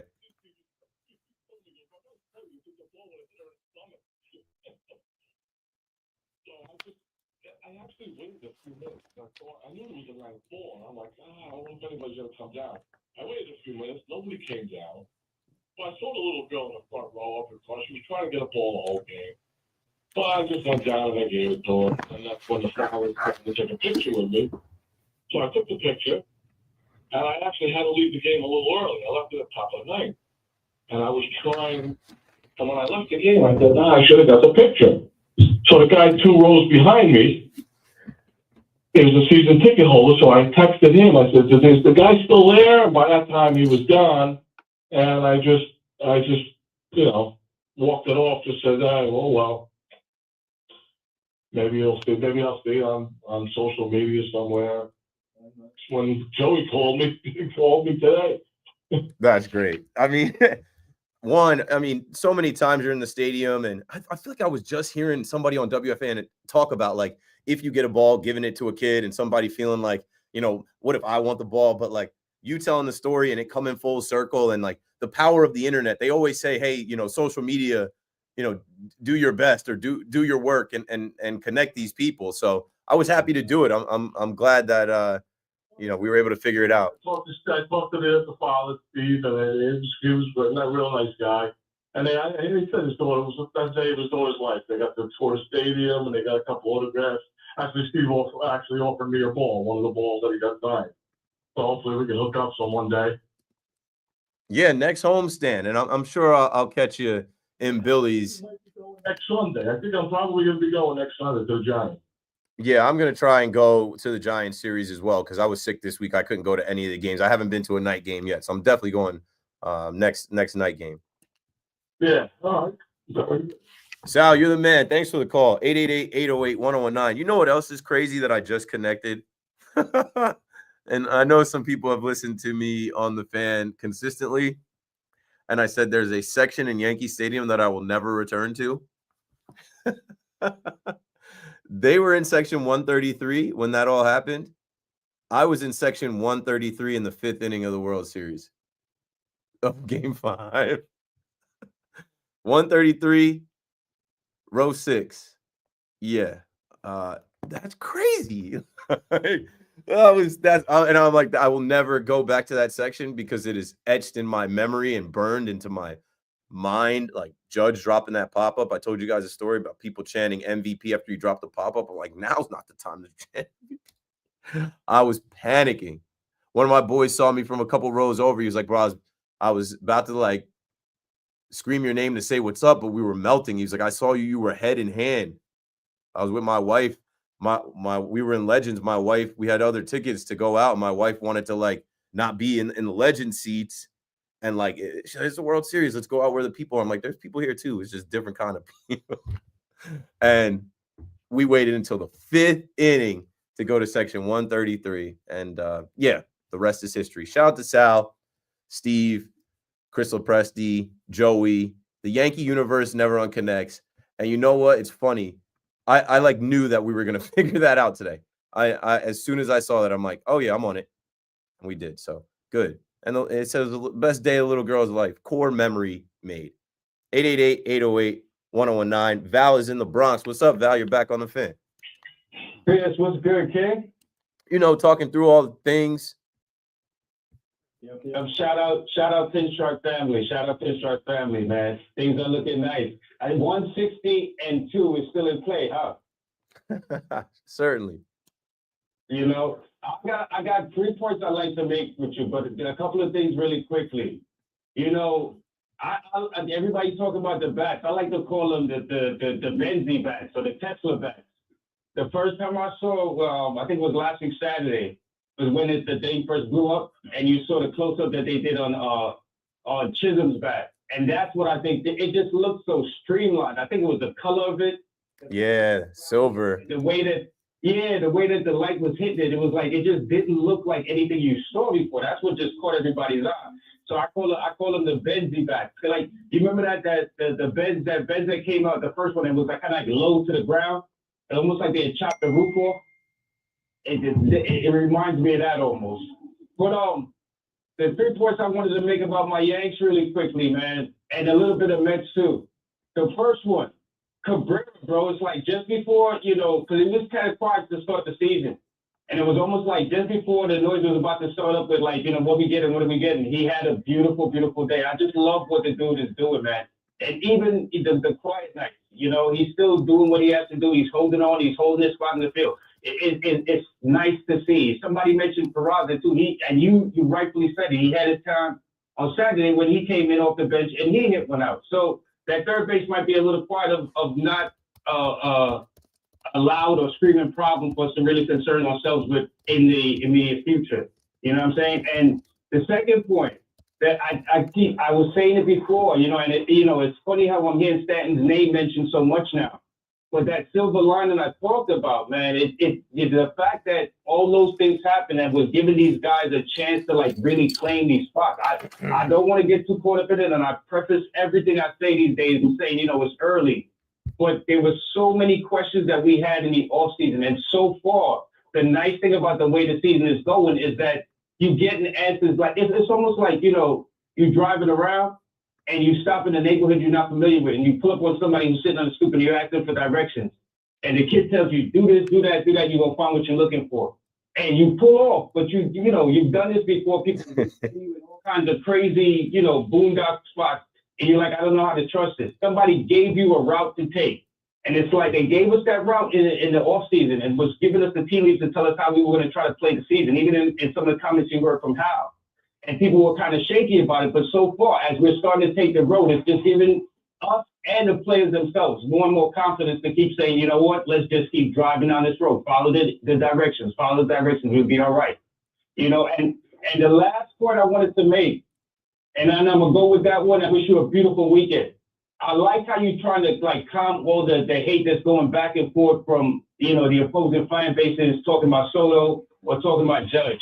I think people really need to, and I've said this before in the past. I remember years ago. I might even ask you the question because there was one point I asked about just every host that is on the fan, even Slick Rick.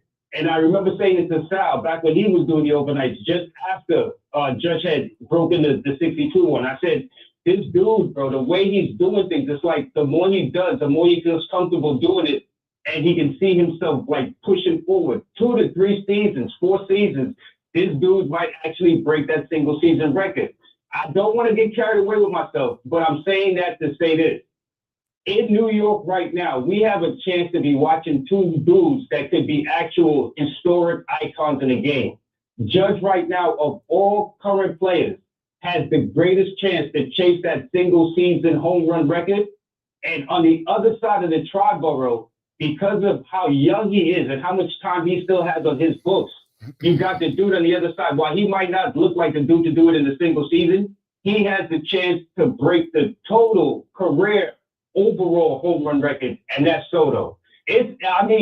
Like I said it before, and I know you bring on writers and stuff like that. I said it to Hoffman, and I think it might have been taken the wrong way because I said I wish this was back in the time when we had the back pages.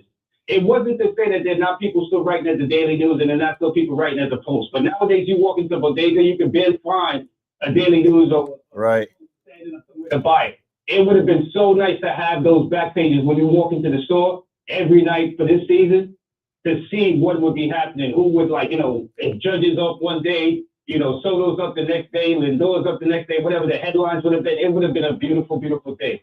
This season is just waking up to be like this, so sweet. I just hope it just keeps going. Have a beautiful weekend, Chris, and enjoy the weekend of baseball, my man. I'll talk to you soon.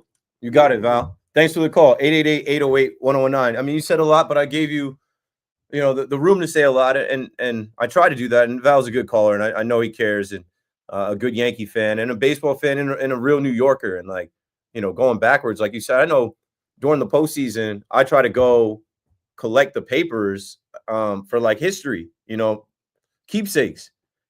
They're hard to find. Not every gas station, not every bodega, not even every grocery store has them. Everything's digital now. So to keep up with all this stuff, you got to have apps, you got to have social media. And we don't necessarily know it or realize it. This is a historic time. There's so much talent on both sides of town with these teams, generational talent. Like in 20, 30 years, we're going to look back and be like, wow, and what I hope is that, like I said, somebody brings a parade back. Obviously, I'm a Yankee fan. I want it to be the Yankees. But like if it's the Mets, it's the Mets. And what are you going to point to? You're going to point to the owner. You're going to point to the president of baseball operations. You're going to point to the shortstop. You're going to point to Pete Alonso. You're going to point to Juan Soto. You're going to point to the rotation, the bullpen, really, Mendoza. This is the beginning of something. We are very optimistic and hopeful, and you should be. This is entertainment. I tell people all the time, this is supposed to be fun. You don't get into this to be miserable. You don't get in this to be mad. And there's so much negative energy with the back and forth, right? And, Val leaned into that, like me kind of trying to be like, hey, go to your corners. And we don't have to do this right now. We have real games. We don't face each other until May. We have our own division to worry about. It's just too much negative energy with who is who and what is what. We're New York. We're the capital of baseball. Right? We want the rest of baseball to look at Queens and look at the Bronx and be like, yo, those are tough places to play. And when the postseason comes, like we had last year, we want to see both teams get to the Final Four, maybe take a step forward. And yeah, with Judge, I don't know, man. Everything happens for a reason. With the Yankees, everything happens for a reason. These guys put in pain last year. Us Yankee fans felt that pain of getting to the World Series and losing, right? Judge gets to the World Series, goes back to California, loses it. Juan Soto is here, moves on. And like I said, they weren't meant to win it with Juan Soto. World Series are forever. World Series wins, those guys. I just saw, today was a year ago that I went to T-Mobile, which I guess it was the night before Yankee Stadium opening day. And we had Paul O'Neill and Cecil Fielder there. And we did the Q&A. And I got to ask a question, and I just knew to ask these guys about 96. I knew to get these guys to lean in to tell us about that run to the World Series, what that clubhouse was like, what the postseason was like, what the party was like, what the parade was like, Cecil Fielder was like, oh, we partied for days. Nobody was putting on the Ritz like me. Man, I want a team to experience that here. I want the fan base to experience that here. I want to experience that here. And I just think there's a silver lining, like Val was just saying. Everything happens for a reason. I know I was on this airwave saying, pay Juan Soto everything. You got to get Juan Soto. But obviously that logic was based off of, hey, we got to the World Series. We ended the drought of not going to the World Series with Juan Soto. So bring him back, run it back. But they weren't able to. Now the Mets have him. So in the next 15 years, you expect the Mets to win a World Series. Steve Cohen says, not a World Series, 2 to 4. With all the resources that they have. And for the Yankees, your time is now. The window is now. Sucks that Garrett Cole is out. So what? Next man up. That's why you did pivot and get Max Fried. That's why young guys like Will Warren are stepping up. C is for Cookie. That's good enough for me. Cookie Carrasco. Carlos Carrasco is in this rotation, signs with the Yankees. Guys like Rodon, who got paid big money. Hey, you got to do it. And these young guys, like today, I'm looking at Oswaldo Cabrera, and I got to meet Waldo. I root for him. He came on my show last year. I've met him. I met him at the Pinstripe Pride event. He's always got a smile on his face. The kid works hard. He just wants to be, involved. And now that we're a few games into the season, he had his best game of the season today, one of the best games, if not the best game of his career. And he was swagging out there. I just tweeted at Keith_McPherson the cleats he was wearing. This guy had on a pair of J Balvin Medellin Sunset Custom Jordan 3 cleats. When I was watching the game, they stood out because they were tan, and then he had the shin guard and he had the gloves to match. Like the Jazz effect on the Yankees, everybody is swagging now. Everybody's trying to get their swag levels up. Everybody's trying to get their drip levels, their aura up. It helped Oswaldo today, and it helps to see Jason Dominguez make plays in the outfield and then also carry that over to the plate. Ben Rice believes he can be the leadoff hitter. He can hit in Major League Baseball. Volpe off to a great start. Like, for Volpe to carry over what he did at the end of last year and to start off like this year, fantastic, man. 3 hits today. Goldschmidt gets a day off. He comes back rested, 2 knocks. You get the news of Bellinger having a stiff back. No worries. This team is deep enough, and they're not even deep enough. You know what I'm saying? They're deep enough because they have guys that can play multiple positions. They have that kind of depth. They have enough bats. They're 2 left-handed, but that'll change, right? That is good as we head to the trade deadline. And Cashman is going to work. He's going to sign guys. He's going to make trades. He's going to make moves. He's going to figure out exactly what to add to this team. Stanton will be back. This is a good position to be in. And the Yankees would not be in this position if they signed Juan Soto. The Mets wouldn't be in this position if they didn't sign Juan Soto. You know what I'm saying? It worked out for both sides exactly how it was supposed to work out. You can't predict baseball, but here we are. Joe is in Red Bank. Joe, you're on the Fan. How's it going, Keith? First of all, I just want to say, I love that you're our voice. I remember when I was a kid, with my dad driving around listening to the Fan, he had his guys. It's nice having you, representing this generation of Yankee fans. But I stay up every night and I listen to you. It's awesome. I just want to make a few points. The Yankee lineup is solid. It's hard to navigate. Which, if you look back in the past with Yankee lineups, that's what makes a baseball team. And people don't I feel there's a lot of those slide by fans, people who don't pay attention too much. And they think oh, we don't have Juan Soto. But if you had a crystal ball in 2008 and you said to people, hey, the Yankees are going to have Mark Teixeira, Robinson Cano, Derek Jeter, and Alex Rodriguez in their infield for 5 years, but they're only going to have 1 World Series with it, no one would have believed you. Potentially the greatest infield of all time. And you think back to that 2009 lineup, which I like to compare a lot of teams to, is you couldn't navigate through that lineup because you don't want to throw to the next guy. And oh no, Johnny Damon got on base. Well, now we got to make sure that he's not going to run on me because he gets to second base and he's going to be, before you know it, he's scoring. And then, oh man, we got Brett Gardner on base. And Derek Jeter, you don't want to throw him a ball anywhere because he could slap that ball the other way. And I think as the season develops and, we get the straw that stirs the drink back, which is Stanton, and Cashman goes and makes some trades and does what he does. The Yankees I feel like they're going to be fine, and they got a good future ahead of us. Yeah, they're going to be good. They're going to be better than fine. Juan Soto, it's a shame. I would have loved it. It would have been awesome to see him in pinstripes, but at the same time, you saw him in pinstripes. You weren't seeing anybody really new in pinstripes. You weren't seeing a name that you want to see for the next 5 years because you just know how they are with the penny pinching. Yeah, but it's a philosophy change though too, Joe. I won't say that they're penny pinching when they have over $300 million payroll. They're paying Judge $40 million, Cole $36 million. They went out and got Max Fried. What it is, it's a philosophy change. You have to get younger. This team is younger, faster. They can run. You know what I'm saying? This team has a different vibe and energy and look about them. You need that in Major League Baseball now, and you need homegrown talent. Having homegrown talent, then you can, top the team off with the cherry on top of what free agent you need. If that is a pitcher, if that is a one position player, they have figured it out. How many years did we see guys come up and fail that had a lot of hype? We just went through the baby bombers. We just went through Gleyber Torres, Gary Sanchez, Greg Bird, Miguel Andujar, Clint Frazier, Chance Adams. We had random guys like that were supposed to be something that flamed out. The only one that figured it out was Judge. So now you build around Judge. And that's the thing, too, as you're talking about the lineup. They have the best hitter in baseball, and now they actually have a deep lineup. Rizzo's not in this lineup. Verdugo's not in this lineup. Josh Donaldson's not in this lineup. Joey Gallo's not in this lineup.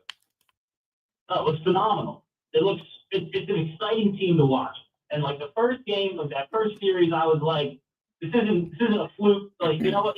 They didn't face amazing things, but they went up there and they just showed that they're going to attack a little bit.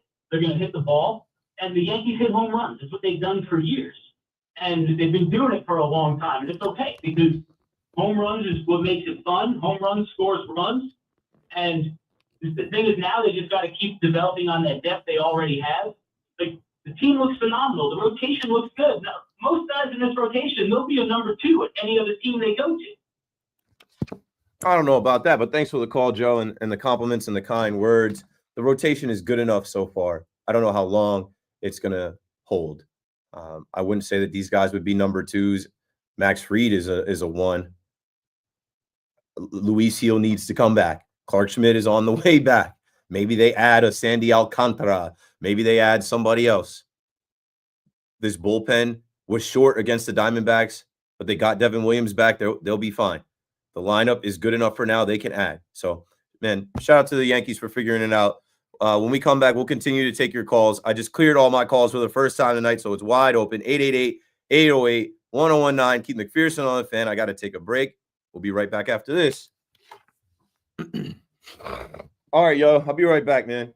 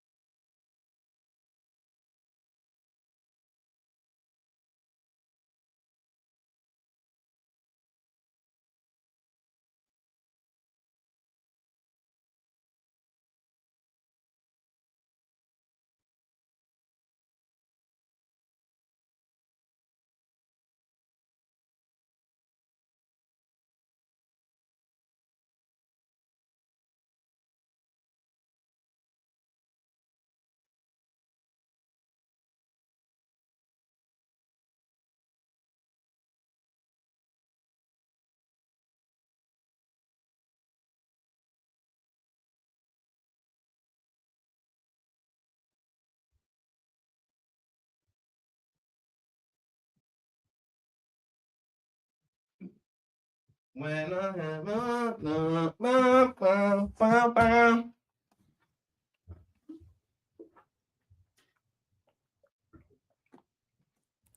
all right, man.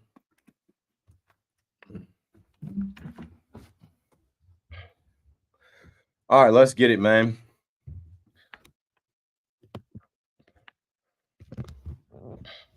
Let's see where this light is hitting at. I think like right here is cool.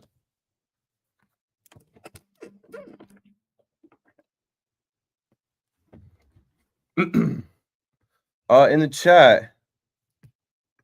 In the chat, where you at? Where you at?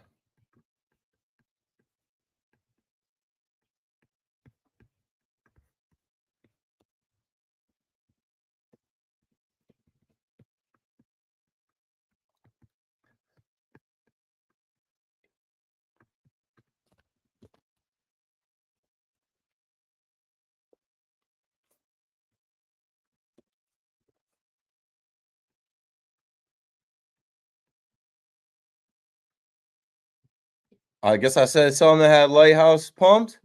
That was an awesome caller comparing the infield in the 2008 lineup. Hello. Mike, what up? Yankees have a lot of speed and contact hitters. Good call. How are you doing? Great, man. Feel good Friday. You know?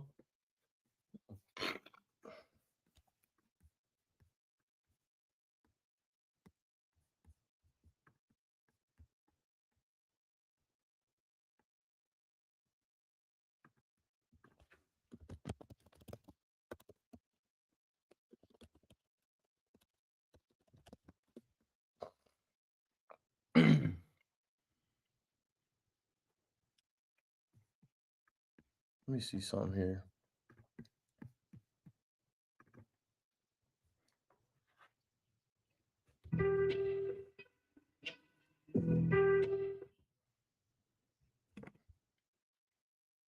Salary, 10-year term life policy for 35-year-old couple non-email bill monthly. Do you have an invention idea but don't know what to do next? Call Invent Help today.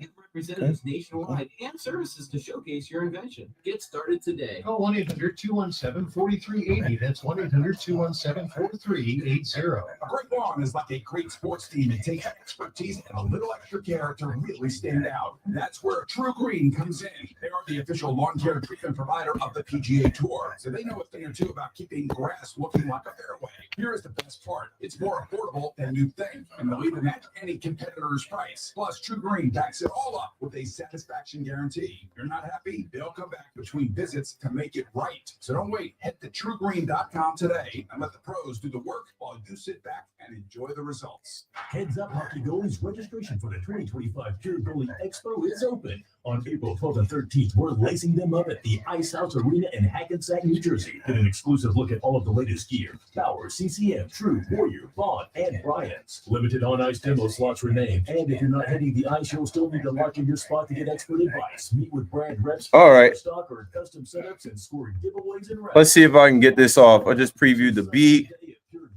in my headphones. The fun begins with our lease termination. All right, chat. Your current lease early and get into a new vehicle. Choose from hundreds of Jeeps, Here we Wranglers, go. Hondas, and Rams. Lease a new 2025 Jeep Grand Cherokee Laredo, just $249 a month. Or lease a new Best way to stack muscle: lift, supplement, eat right, and be disciplined. You know what I'm saying? When McNeil gets healthy, who do you think sticks? Acuna. KM, how does anyone know when there's a sellout when so many people are walking around and hanging out? Yeah, it's through the number of at the gate. They announce it. They announce it like 7th inning when it's a sellout, honestly. All right.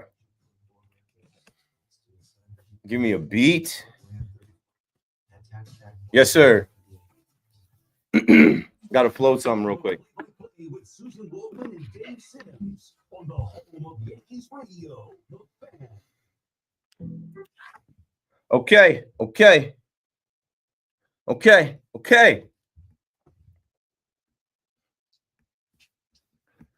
Okay, quick rap before we get back to the chit chat. Had to put a couple bars together like a Kit Kat. I'm the one with the special sauce like a Big Mac. Boy, dad, no dad, Bob. Been working on my 6-pack. Put the work in, now they can't deny my impact. Let them hate on me. Every day I get my lick back. They said I had big shoes to fill in. I did that. The best on the mic, honestly, there's a big gap. If the app skips, they going to have to run this back.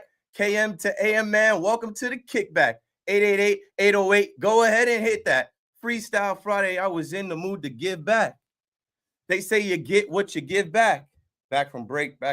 Yeah, him back. Not D-I-E, D-E-E. Not DEI, TBH, I'm TBE.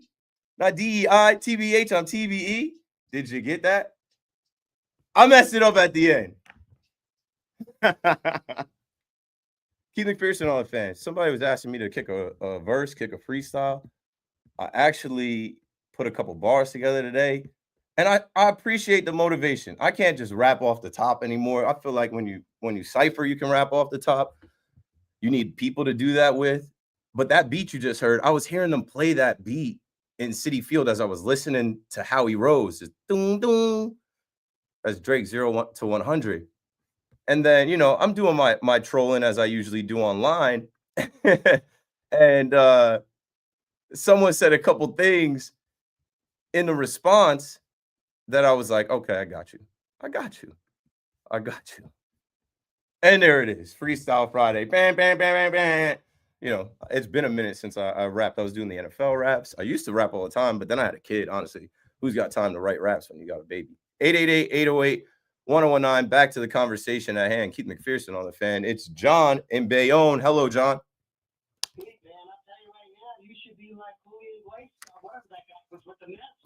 Julio and Jose Iglesias, Candelita. Yeah, I got to drop the mixtape. Boy, Dad, No Dad Bod, the mixtape coming soon. Like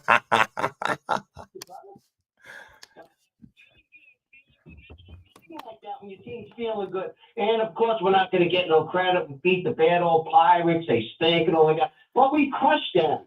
We play weak teams. We crush them. We don't win 2-1. We crush them. So we can't help if we can start playing these teams now. And when it comes down to it, that's the way the ball rolls. But the boys are looking good. You know what's nice today? Cabrera came through. Volpe hit singles and whatever. And my man, the Martian, he came through. So we're getting everybody to contribute. Yeah. That's what a team is about. You know what a team is? Everybody contributes. And that's what I keep on trying to explain to people about the World Series and the playoff with Judge. Not everybody's contributing. If you looked at the old Yankees, Jeter, Williams, Martinez, O'Neill, they all contributed. You can't leave it on the big guy just by himself. Can't have one other guy doing it too. Okay, so that's what it is. Number two is I can't listen to the fan while I'm driving from 10 to 2 or 2 to 6. There's some crazy Mets stuff and MVP. Well, MVP, not valuable player. no, Pete is off to a hot start. Thanks for the call, John. Can't have you disparage the entire station during the day. And like, you got to understand, a guy like Pete Alonso comes out here. He's got all these homers. He's driving in runs. He's winning the games. It's overreaction week. What a great first week of baseball. It's overreaction week. And as hosts and fans, we're going to overreact. Well, not me. I'm not going to say anything that is going to be on freezing cold takes or old takes exposed. They got me last year on something that didn't even count, right? I had a caller talk about blowing up the Mets in May before the trade deadline. And I was like, might as well see what you can get. You did it last year. Maybe it works again. And of course, that comes out as they make the postseason and make the run. Who cares? We're going to have takes that are incorrect. We're going to say some things that we might want to take back. It's the radio. It's tough to come in here every single day with your takes, your opinions, and one, be correct, but two, not miss and not kind of, reach for that. Like, Pete Alonso is going to win the MVP. The Mets are going to win the World Series. I had a call the other night where I literally was prefacing my shows. I was waiting until we got through overreaction week, until we went Thursday to Thursday. Now it's Friday. I didn't say it tonight, but I was starting all my shows saying this. We're going to jump on some topics, but we're not going to jump to conclusions. We're going to react to everything, but we're not going to overreact. And, I had a Mets fan caller was like, yeah, I'm ready for my ring this year. And I'm like, whoa. We're talking about rings. We're talking about rings after the Mets beat the Marlins like 10-4 or whatever it was. Like, we can't jump from the first win against the Marlins to being the champions. But it's because we love the game. We're fans. And we're excited that it's back, and we're, just like giddy over the promise of like, hey, this could be the year. It's everybody's year until it's not. It's everybody's year until it's not. 888-808-1019. Let's take a look at the out-of-town scoreboard. In the next hour, we'll do the big shot of the night. And you know what I want to bring back? I want to bring back, hey, Keith, tell me something cool. Maybe I'll go back into my like screenshots or not screenshots, screen records. And I think I have a saved video. It came to me today. I was like, it would be cool if I can bring the Tell Me Something Cool segment back from the Yankees pregame show that we did a couple years ago, but put it into my show and have the lead-in be still John Sterling's voice. So I got to see if we can cook that up. But out-of-town scoreboard right now, taking your calls right now, 888-808-1019. 11 o'clock, big shot of the night. We can pour up double shots. So we'll do one for the Yankees, one for the Mets. And then before we get out of here by 12, I'll tell you something cool. Okay. So I already told you that the Braves got into the win column. I already told you that the Dodgers lost. We played the audio from Bryce Harper. Bryce Harper saying it with his chest that like, hey, you're a loser if you're complaining about what the Dodgers are doing, because, Bryce Harper's a baseball guy. He knows you got to go out there and beat them. But, the Padres lost today too. We didn't mention that. Go Cubs, go. Go Cubs, go. It's a Yankee fan singing the Cubs song. You know what? Like I just did this video too on Whistle Sports. I don't know if you guys follow Whistle Sports, And in the video, I say I used to love the Dodgers, and I got a bunch of like comments like, "How do you say you used to love the Dodgers with a Yankee jacket on?" I'm like, you guys are casual baseball fans. You can't be a fan of one team and then love the like culture and ballpark and history of other teams. Like I love the Cubs. I used to love the Dodgers until my heart was broken this year, and I don't know if I'll ever return to Dodger Stadium. I can't stand to look at them. But the Cubs, they open up Wrigley Field today. They get a 3-1 win against the Padres, knock the Padres off, hand them their first loss. Shout out to Carlos, who works here and works on Infinity Sports Network. He does some updates here and some other producing things. He's a Cubs fan. I saw him out there. I think he was out there with Bart Winkler. And my boy Mike, who I was in the fan cave with, he's now like the social media director for the Chicago Sports Network. So he's credential media with the Cubs. He was out there. So I was kind of living vicariously through them in the Windy City on the north side as the Cubs defeat the Padres 3-1. The Red Sox got going today. Uh-oh, don't look now, Yankee fans. Some of you through the offseason were crying about, I know I was mentioning it. I wasn't crying about it. But like, oh, look at the Red Sox. Look what they're doing. They got Aroldis Chapman. They got Walker Buehler. They got Garrett Crochet. Oh, they added Bregman. Yankees got to add a bat. Well, yeah, they got going today. And they put up 13 runs. They had 16 hits. Walker Buehler got the start. He goes 5 innings, 7 hits, 5 runs. But the way that they opened up that game, hitting homers, Bregman doubled, Trevor Story homered, Wilyer Abreu homered. Yeah, so, Fenway getting going and the Boston Red Sox faithful being out there. The Red Sox put on a show today. Rafael Devers is back, trying to get that average up. He had 2 hits today. Tristan Casas had 2 hits today. Yeah, go check out the highlights as the Boston Red Sox beat the Cardinals 13-9. Where else in baseball should we go right now? I mentioned the Braves, so I'll just give you the Braves score and the Dodgers score. The Braves beat the Marlins 10-0. Schwellenbach on the mound. He gets the win.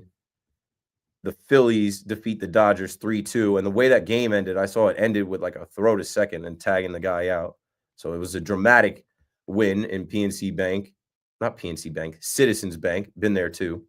Don't love the Phillies, but do love their ballpark. I think they got a nice ballpark down there in Philadelphia. Anywho, the White Sox lose to the Tigers in Detroit. Don't look now, but the Tigers, like, they're 3-4, but they figure it out a little bit from last year. They've got some guys this year that are, I don't know. I think Glaber is hurt. I saw him get hurt, but I think Baez is playing for them. I'm interested to see what they do. Trey Sweeney, former Yankee. I'm interested to see if the Tigers continue from their run last year. The White Sox, you expect to, I don't know, lose 140 games. The Rockies host the Athletics and lose to the Athletics. Just the Athletics. So we don't know where they're at. Shall not be named. In 11 innings, 6-3. In 11 innings also, the Giants defeat the Mariners, and the Giants are 6-1. The NL West is tough. That division is super tough. Speaking of the NL West, these guys just left New York. The Diamondbacks beat the Nationals in D.C. 6-4 to move up to 5-3. The Royals handle the Orioles 8-2. And look at the Brewers figuring it out, getting back to 500 after being swept by the Yankees. They hand the Reds their 3rd loss in a row. They win 3-2 in Milwaukee. The Rangers, I saw the Rangers are putting Leiter's kid on the IL after he had his first start, and they won that game. The Rangers are winners today. They beat the Rays 5-2, and that's the out-of-town scoreboard. 888-808-1019. Let's take another call. This one is going to Tim in Brooklyn on the Fan. What's up, Tim? Keith, what's up, man? Hosting the show, talking the talk, taking calls. Yeah, so I was at the opener today. I think this is Pete Alonso's team. Yeah, I was saying it earlier in the week. Go on.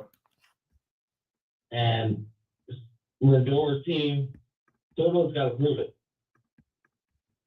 Yeah, so the thing is, like, money is money. The generational Juan Soto and all the people that offered him $700 million is great, but baseball is a humbling sport. It's a sport of failure. And like anybody coming into a new work environment, a new culture, a new team, same city, but just a different, like there's going to be a little bit of an adjustment. Pete's been doing this. Like this is Pete Alonso's team. I just wanted to call up and say, Pete's got us. It's his team. Thanks for the call, Tim. It is his team. And you know what? That's what I was saying when in my open, like you got to be happy for the guy because there was so much talk about put Vientos at first. We'll get Vladdy next year. We don't need Pete Alonso, even after the postseason he had, which is nuts. It's crazy how fickle fans can be.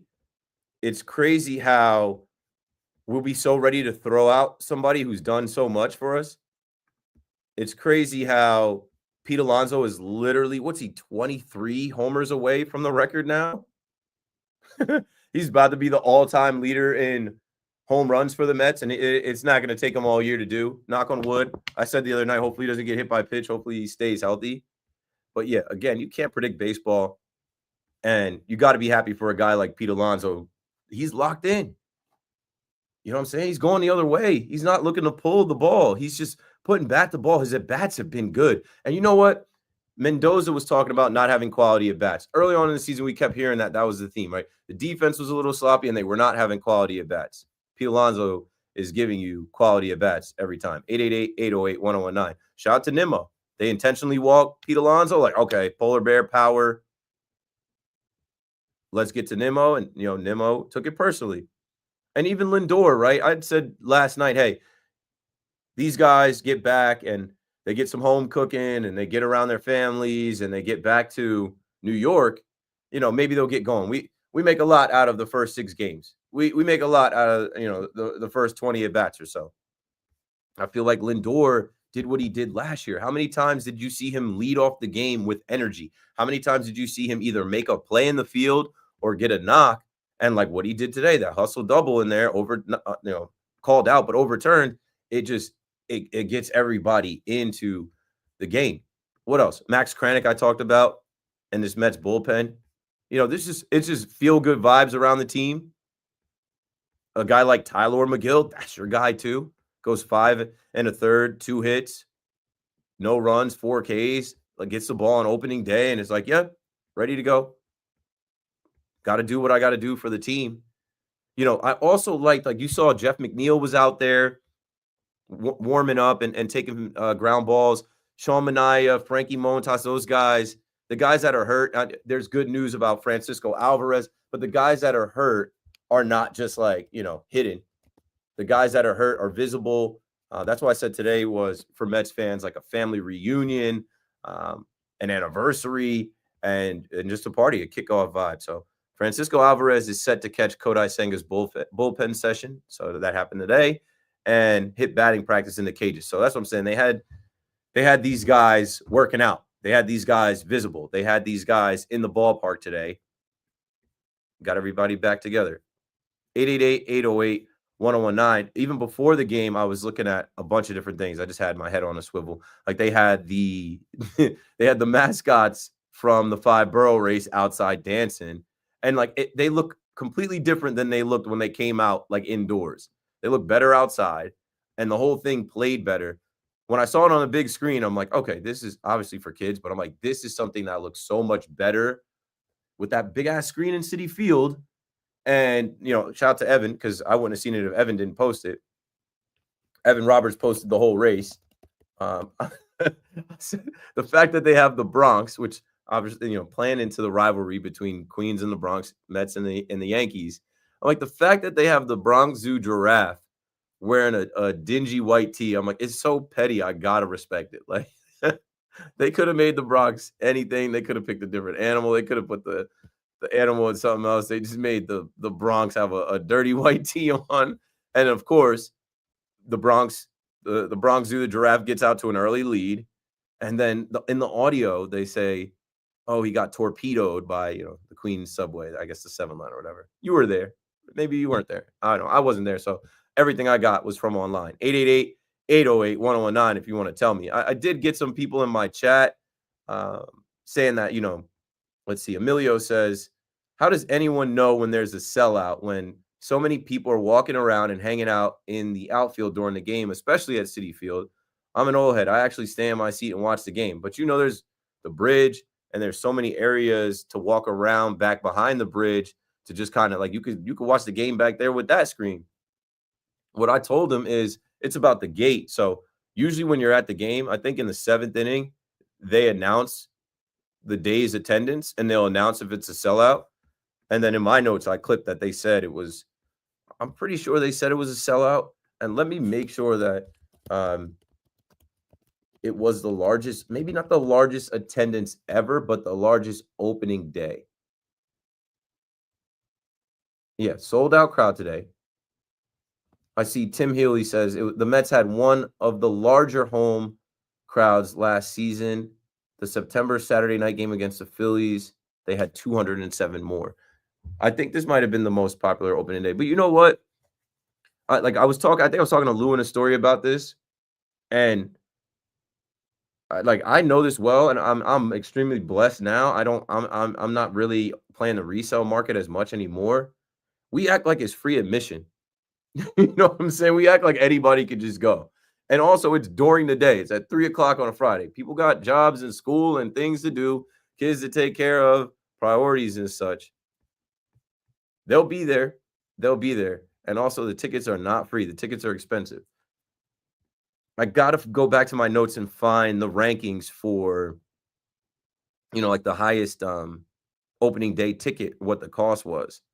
I think the Mets were definitely up there. So that is part of it too. It's New York.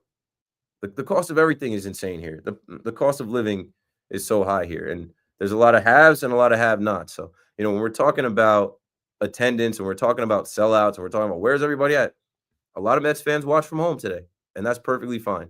888-808-1019. What I liked, and I saw this yesterday and I spoke on this yesterday, was my guy Jake Brown Radio put up that the tickets for just, standing room were dropped down to $57. That's a deal, honestly. Just if you want to be there, if you want to go in and hear everything and see all the fans in the same colors and just be back in that environment, $57 just to enter through the gates, that's straight. So what else did I have in my notes with the Mets? Oh, you know what? Classy move. I kind of paused on some of my trolling when I saw this. And this is also something before we go to break here that I'll speak on. Classy move by the Mets organization honoring Miller Gardner. So they had him today in their opening ceremonies, their memorandum. What's it? Memoriam. They had him in the memoriam before the home opener today. I just found it in my notes. And when I saw that, I'm like, that's just something that that's solid. And everybody back to your corners. This is, the loss of a life. The son of a player that played and lived in this city for years, and a terrible story that we all heard. And I think, taking a moment to honor him and include him in that, I thought that was a classy move and a respectful move. And, opening day in Yankee Stadium, I was in the bleachers with the actual 203 bleacher creatures, and they're playing Kendrick Lamar. I'm hitting my bop. I'm dancing. I think it even got posted on, ABC News or something, because a bunch of people tagged me like, yo, I see you. The stadium's playing Kendrick Lamar, I'm bopping, and then I hear Mark say, now we're going to honor Brett Gardner's son, Miller Gardner, and so we chanted Miller Gardner. And I think I forgot to say this last night. So many times I hear it's the bleacher creatures, it's the bleacher creatures. They're chanting F. Juan Soto. Nah, it's not the same people. And I know anyone in the bleachers in Yankee Stadium, left field, right field, every section to, the unknowing person is just like, they're all bleacher creatures. No, the bleacher creatures are 203, might be 40 people. And if you think those same people are chanting Miller, Gardner, and then following that up with F. Juan Soto, you're confused. You're confused. The people chanting F. Juan Soto are most of the time young and drunk and laughing and have their phones out and they're clowning. But you can't police fans. That's going to happen. Fans are going to wear Juan Soto jerseys to Citi Field and to Yankee Stadium when the team's not playing, and it is what it is. It's baseball. What I'll say is, all of this conversation, all of this back and forth is good for baseball. We're off to a good start on both sides. I have to take another break here. This is my last hour coming up on the Fan. So when we come back, we'll do big shot of the night. We got 2 big shots to give out, and as many calls as we can possibly get in. And then before the night is over, we will tell you something cool. My name's Keith McPherson. This is the nighttime show. I call it KM to AM. Don't go anywhere. We're coming right back. Yo, BRB.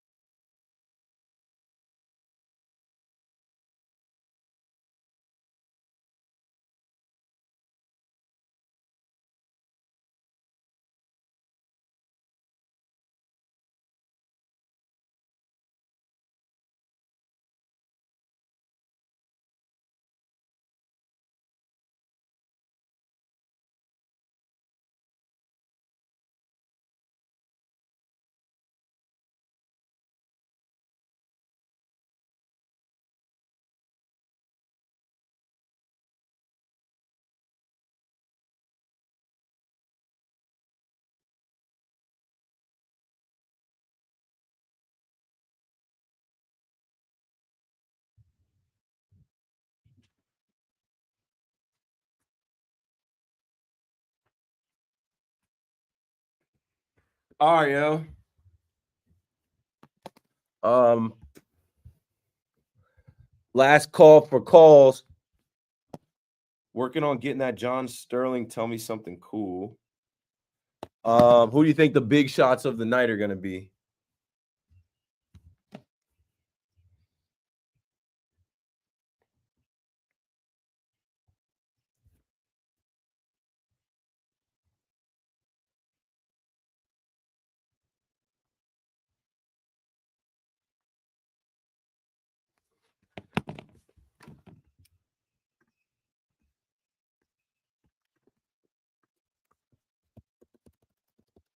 Okay, update is hitting right now.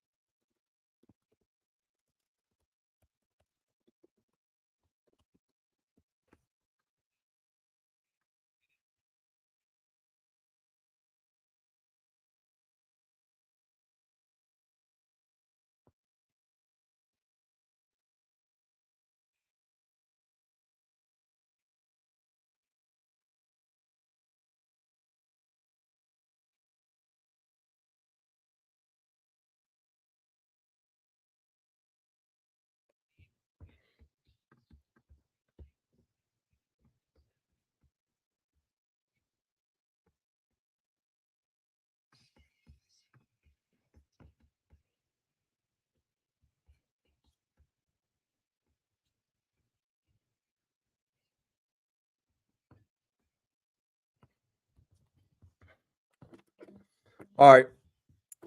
Here we go.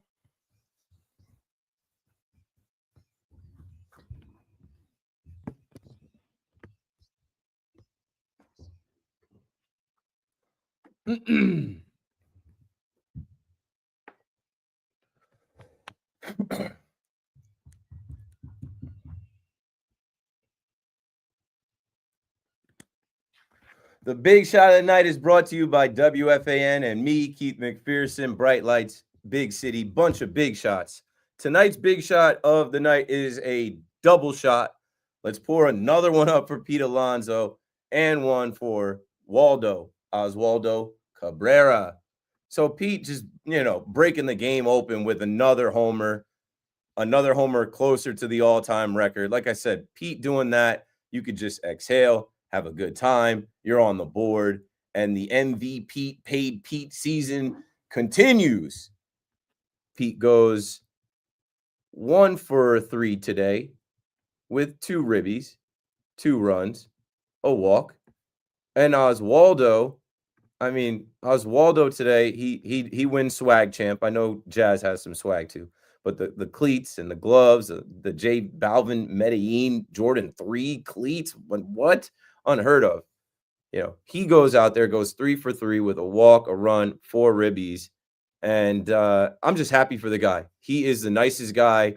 If you ever go to any of these meet and greets, he does a lot of those. Shout out to Frank Luna. Shout out to Brandon Steiner, my guy Jake from the Bronx Zoo.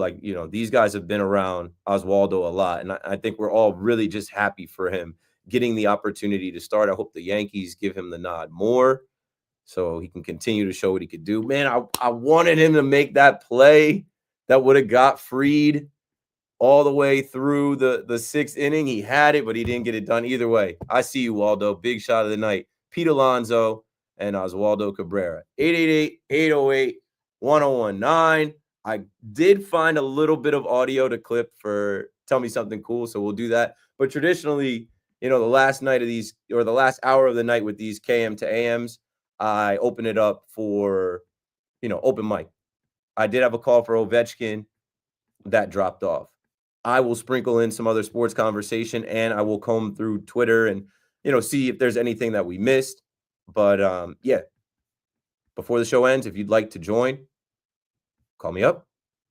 888-808-1019. Brian is in Florida on the Fan in New York. Go for it, Brian. You got it. So with the history of the Islanders, there will be in the history books again this Sunday. If you could afford to go to watch Alex break the all-time goal record, because if you look at the secondary ticket market, the Islanders were actually basically giving away tickets because of the team, the product that's on the ice right now. However, the prices are going off the charts now for Sunday's game. That is a great pickup. Obviously, if you heard me earlier, right, we thought he was going to have a hat trick and break it tonight. He didn't. But now the next game is at UBS Arena. Let's see. No. Well, okay, April 6th, Islanders. Well, I'm looking up the tickets right now. I'll say that place is a palace. It is mint. It is so nice. I drove the 2.5 hours from Jersey out there. I spent more time in the car than in there for our WFAN get together. John Ledecky hosted us, and I got to sit in his seats. It was amazing. But yeah, now the ticket prices go up to $4,000. They're starting at $897. Can you believe it? Yo, this is nuts. And I'm looking at for one ticket. If I got one ticket on Ticketmaster, nah, these are $1,000 tickets. Standing room only, tailgate room, $1,173. But you know what it is? Hockey fans from all over are going to get there Sunday to see history. I'm sure Nationals fans or Capitals fans are driving up from New York. And that's the beauty of sports, man. It's great. And good for, like I said, John Ledecky and UBS Arena. The Islanders aren't going to have many games after that. So, you know, get the bang for your buck off of the grade 8. Absolutely, my friend. And thank you so very much for taking my call. Thank you for the call. Perfect way to start off open mic. Perfect way to, you know, bring some other conversation in. I wasn't thinking about that at all. Now that I'm looking at these tickets, maybe the conversation popped into Brian's head because I was talking about how expensive opening day is and how we just assume everybody can go to opening day. But yeah, now, you know, when you look at April 10th versus the Rangers, you can get in there for $77, lowest ticket. April 6th versus the Capitals, lowest ticket at $897. Oh, I just hit refresh and went back. It dropped to 115. $815. Sorry. Let me see if I refresh again. Will it change? People selling their tickets? That's another thing too. I just refreshed it and went back to $897. If you're an Islanders season ticket holder and you're done with them, you're gonna try to get that last big money grab. Do they play them twice here? Tuesday the 15th. They host the Capitals too, but it should be done by then. What if it's not? What if they get 2 pops at this? What if they hold Ovechkin from scoring and they run it back? Interesting. Now I'm down the rabbit hole here. I'm not gonna go. I'm not gonna buy tickets, but I'm a fan, so this is interesting. Yeah, the Capitals' next game is Sunday, April 6th, 12:30. They will host the Capitals. Then they'll go play the Predators. They'll host the Rangers. They'll go play the Flyers. They'll go face my Devils on my son's birthday. I won't be able to attend that one. I need to get back to another Devils game. And then on Tuesday, April 15th at 8 p.m., the Capitals will come back to face the Islanders. But you know what? If I go check the Capitals schedule, like even if the Islanders shut out Ovechkin will get it done elsewhere. Ovechkin will get it done at home against the Hurricanes on Thursday, April 10th. So this is it, folks. If you want to go see the grade 8 break Gretzky's scoring record, Belmont Park, New York, $1,000 a ticket. Be there at UBS, 888-808-1019. One's on the clock. Let's go to Carlos in Queens. What's up, Carlos? Hey, what's happening, Keith? Hanging in there. Listen, you know, I always appreciate listening to you. Sometimes, you know, you be trolling a lot. You be taking things personal. But listen, I got nothing but respect for you. You're a champion. You're a Hall of Fame in my book. I can listen to you every day of the week. But appreciate it. Listen, at the end of the day, it got nothing to do with you. But at the end of the day, the Mets run is yours. If there's a player that wants to make money, we're not talking about taking bargains like Aaron Judge did. We're not talking about bargain players. We're not talking about like like cheesecake. What? Like Aaron Judge did. Carlos, you're losing me, brother. Whoa, you're losing me, brother. You said the Mets run the city, which is incorrect, just based off of just. In your sport, any sport ever. Well, that's Steve Cohen's money. That's Stephen Cohen's being Moneybag Co, the richest owner. But that doesn't run the city. What I'm saying is, just off of your opening day attendance, right? There weren't more people in Citi Field than were in Yankee Stadium. The Yankees had you by 3,000 plus. That's what you're getting confused because in Yankee Stadium, Yankees got like 80 years on the Mets. Okay, that runs the city. I can break it down. You got companies that got nothing to do. People not the average person is spending money in Yankee Stadium. I can break it down. When they start to paying a player how much he's paid, we broke whether it's a reliever, whether what you want to do, whether it's an outfielder, whether it's a 2-year player, sure. We break records. But what is that? Do you have a T-shirt that says we break records paying players? You got to win. You got to break records for winning championships. You got to get a return on the investment. Oh, you win the thing with steroids. Listen. Steroids? George, if there's a player that wants to make money, he's not going to call the Yankees. He's going to call Queens. No, the Yankees have a lot of rich players that make a lot of money. I got the connect, though. I got the connect. Not the people like Freeze that you got overpaid. Okay, Judge, Stanton, Cole, Rodon.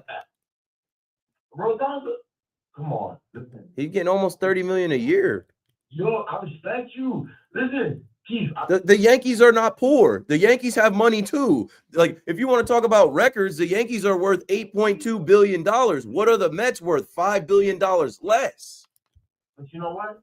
We dropped the bag. What is shot? Steve Cohen did that. You said the Mets run the city. No, they don't. The Yankees made way more money in the postseason than the Mets made in October. Your mom needs clothes? We got you. You want to sleep? Because of that. And y'all global. Yeah, y'all need security. Got you. Supreme Court of Soto. When you tweeting about, oh my God, this guy can't get weed on New York. If it's a player that wants to make money, he's gonna come and talk to my uncle. And my uncle. Players want to make money and win. You can make money anywhere across this country playing baseball. I be like Judge, and I respect Judge. Listen, I respect you, I respect Judge, but not everybody's gonna be like, oh, how much you need, what's gonna cost? People gonna go where the money's at. You understand? Because that's what we all trying to do. We trying to feed our families at the end of the day. And that's not gonna do what Judge did. Judge had a higher offer, and he chose the Yankees. You know what Soto did? That's called loyalty, bro. Offer, and he chose to say, you know what, Yankees, man? We went to the World Series. He wasn't loyal to the Yankees. He I'll let it go for a while. It's getting late, you know. He cursed, so I remind y'all again, this is a children's program. I speak at high schools. I've got a ton of kids that DM me and are in my comments and whatnot. Young guys, they can't buy beers. They can't even drive. We got to keep the show clean. But what are you talking about, bro? You can't say the Mets run the city when the Yankees are worth $5 billion more. When their attendance is up there, you're on the second half of the attendance. The Yankees are the #1 in attendance in the American League. And right now, like, you got to catch up to the start that the Yankees have had. 46,000, 37,000, 40,000, 40,000 at cold rain games in April. Like, you can't not like, and like, I don't care to go back and forth, but there's been so much of this, and it's like, it's reaching and moving goalposts. You just said it. That's 80 years of the Yankees brand. Yeah, you're going through a rebrand. You can't run the city until you rebrand and win. Winning is the only way. Winning is the only way. And you guys can push the Yankees championships of the past back like they didn't happen. They did happen. I saw 5 of them. There's people listening who saw more than that. Like, this is ridiculous. Why do we have to do this? Why do we have to compare Judge and Soto? Judge is a better player than Soto. He's getting paid much less. He's older. And he wanted to be a Yankee. He could have been a Padre for $400 million. Jackson Merrill just took a shot at Juan Soto. He said, yeah, I know there's $700 million contracts that are ridiculous, but, you know, I have relationships with people here. I know my worth. I'm not going to turn down my first fortune. Juan Soto did, and he won, and good for him. He turned down $440 million, and he got $765 million. But, like, let's talk about ROI. You need to get a return on that investment. He doubled today, little double, little ribeye steak. But, like, you know, earlier I played the clip. Let's play that clip again. Let's bring back the Juan Soto clip now, since you guys want to do it. I thought it was strategic that the Mets had Pete and Juan Soto together at the table in the postgame. And Juan Soto has to be told, hey, man, you're with us. Like, no more going team to team. You're in a Mets uniform for the rest of your career. Our fans are your fans. Let's play the clip of him talking about their fans and their fan base. Like, what are you talking about, bro? It's your fan base. Juan Soto is yours, but, like, Juan Soto is still adjusting to being a Met. Clearly, he's still adjusting to speaking to New York media the first time in Citi Field. Great that you had the owner whose franchise is not worth more than the owner across town. You outbid him. You beat him out to get Juan Soto. But he still has the better right fielder in town, in Aaron Judge, for much less. So, yeah, hold on. Run it back. So this is Juan Soto speaking after the game about his fans, about the Mets fan base. And I just think he's got to get his phrasing down. Yeah, I mean, it feels great. This fan base it's amazing. Like I said in the past, I didn't realize how many fans they have and how many passionate they are. And it's really cool. Our fan base. Our fan base. We, us. Like, you know what I'm saying? You know, that comes off, bro. That comes that comes off like you're dating a chick that doesn't really love you, and she's just with him for the money.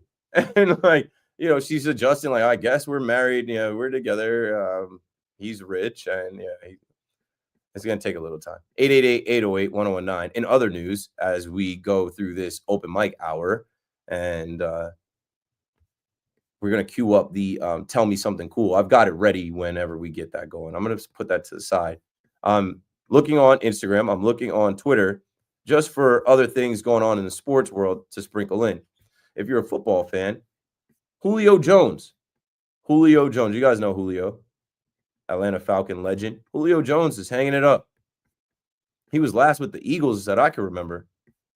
Julio Jones calling it quits, calling it a career.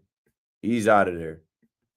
Oh my God. Well, one of the best we've ever seen. You kind of forget these guys, and they try to go. I saw, like, Lance Lynn retired the other day, and I'm like, wasn't Lance Lynn trying to get signed with a team? Yeah, and then if you can't get signed with a team, you just gotta hang it up. That's all she wrote. Enough is enough. And good. Football is a rough sport. Football is a game where you shouldn't be trying to press and go too long and play until you can't do it anymore. Football is a game where once the game doesn't love you back, you should give it up. You should just go home and, be with your family and not take any more hits. What else did I have? The Knicks. We haven't spoken on the Knicks, but Jalen Brunson practiced today. He's supposed to come back. I think he's trying to play an X amount of games so that he could qualify for any of the awards. And, like, you just want to get a rhythm back anyway. So the Knicks have 6 games left. I think he has to play in, like, 4 games. But you just want to get a rhythm back anyway with the team. You just want to be back flowing with your guys. And so we can look for Jalen Brunson to return. He's practicing again. Let's see. So people were reacting as we'll get some calls, I'm sure.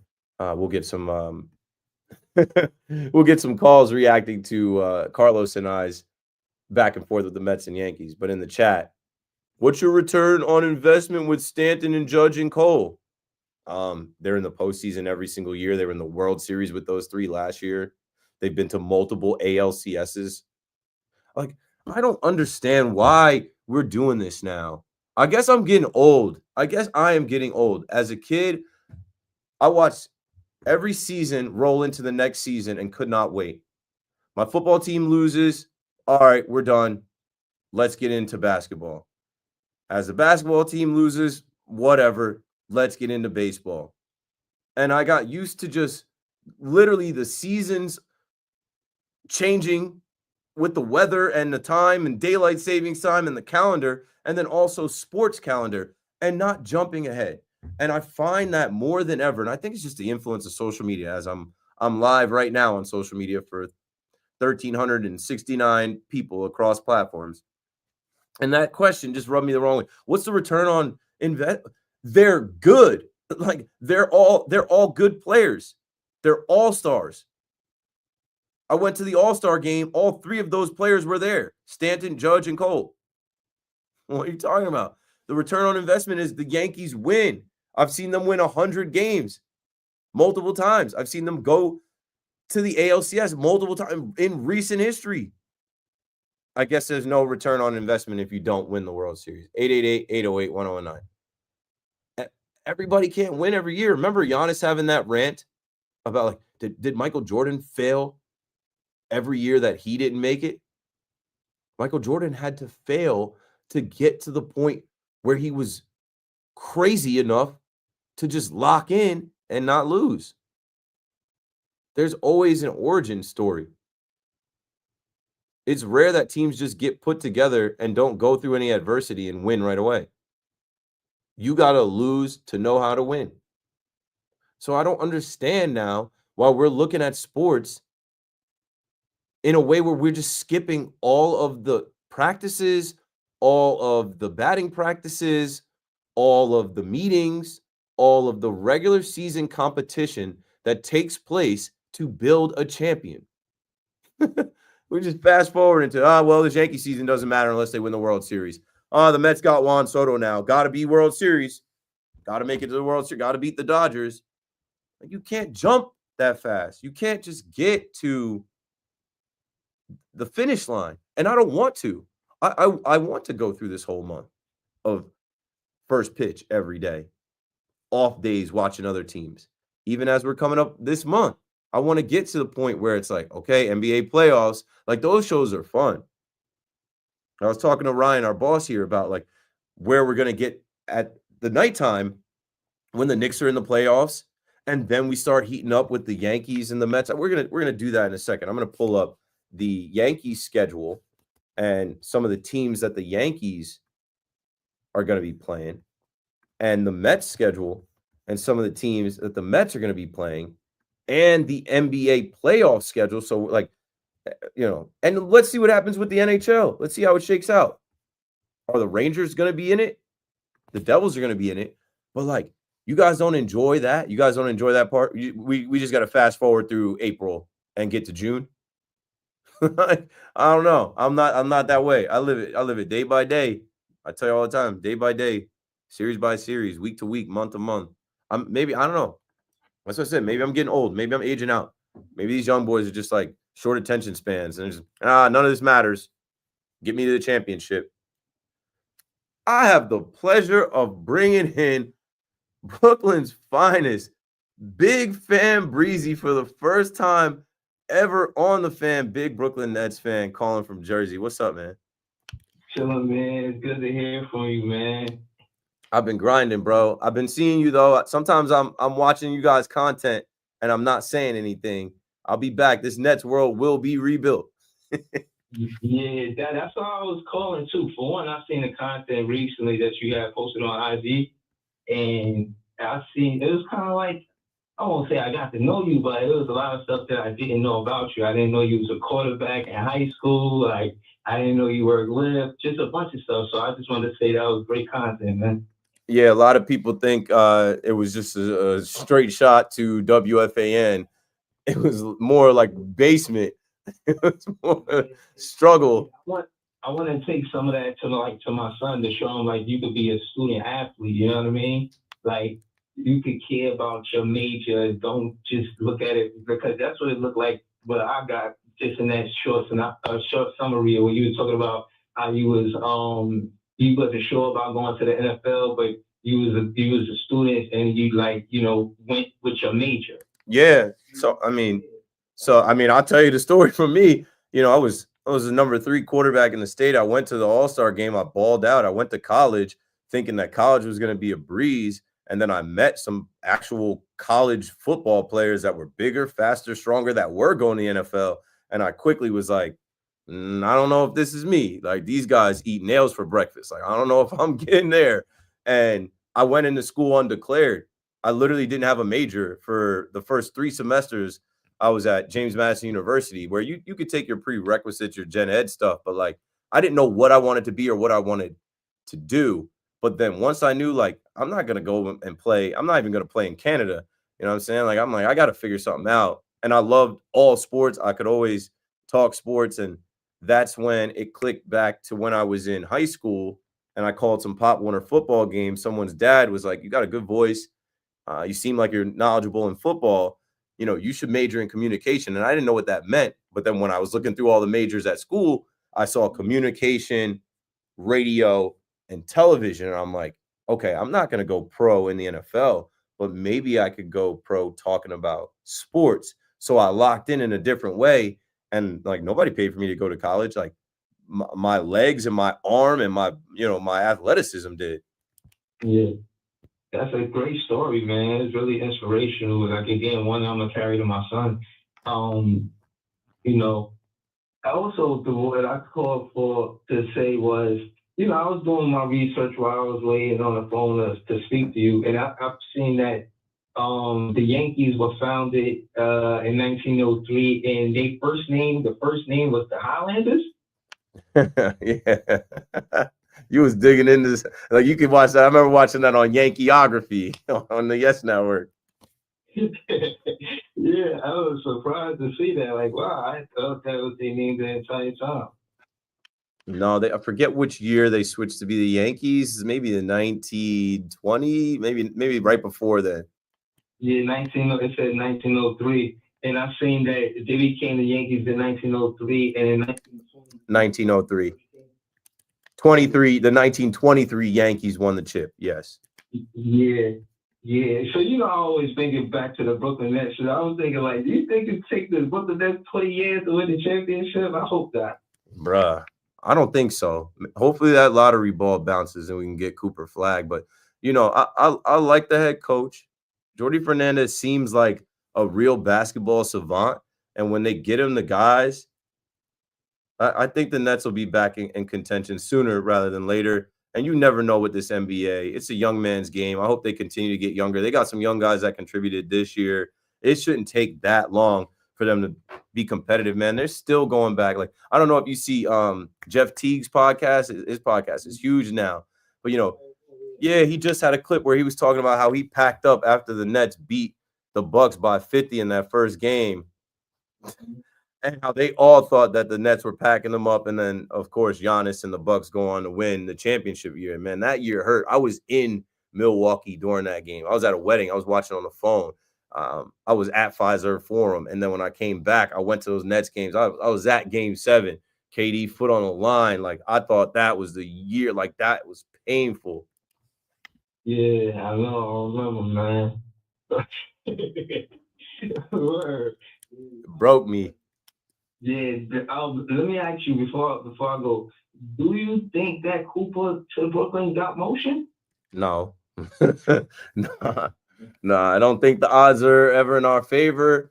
I think we had a stretch of the season. It's a 90% chance. I just pulled up Tankathon right now. I feel like as Brooklyn Nets fans and the Brooklyn Nets, We don't get lucky like that. Rockets had our pick last year. Right.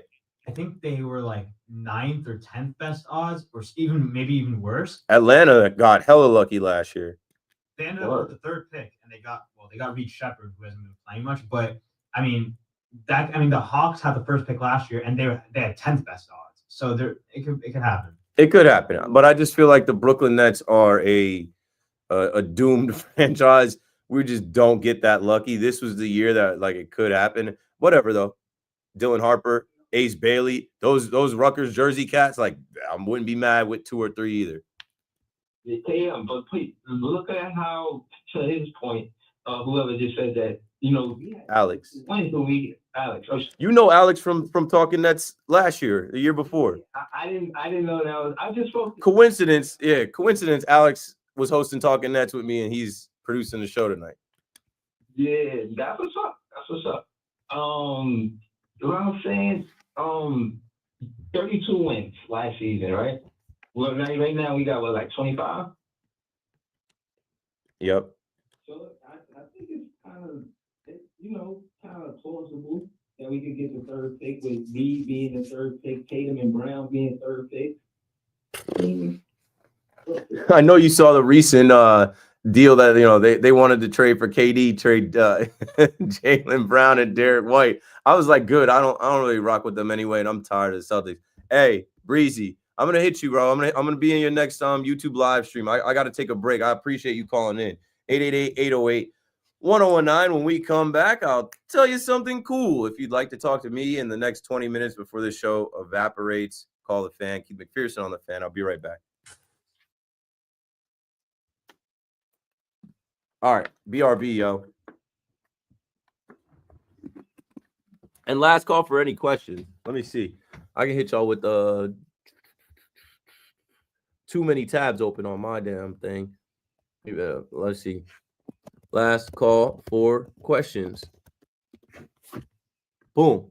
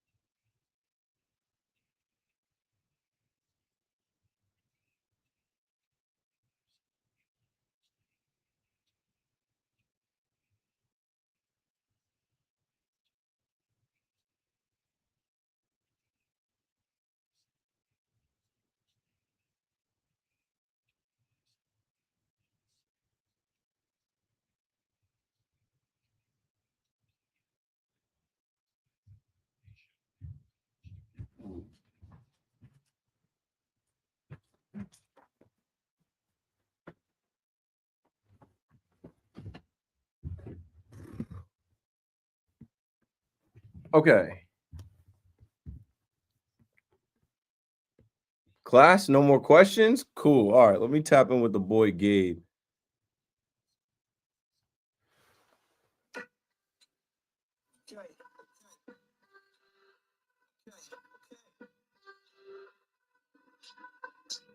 Okay, quick rap before we get back to the chit chat. Had to put a couple bars together like a Kit Kat. I'm the one with the special sauce like a Big Mac. Boy, dad, no dad, but I've been working on my six pack. Put the work in, now they can't deny my impact.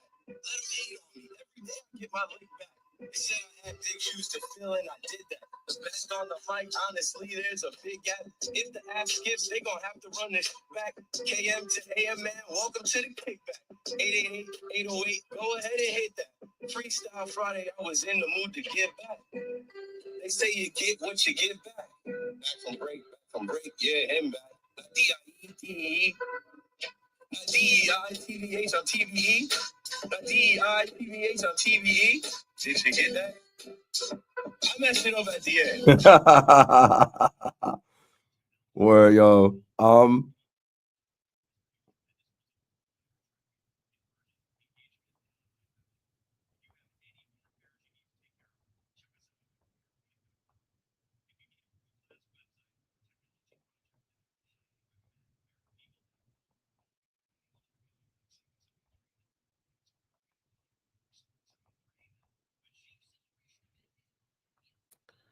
fucking a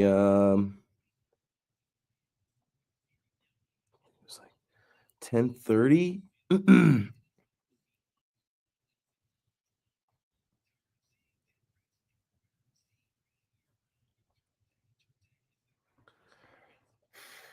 Let me see if Alex can pull that shit.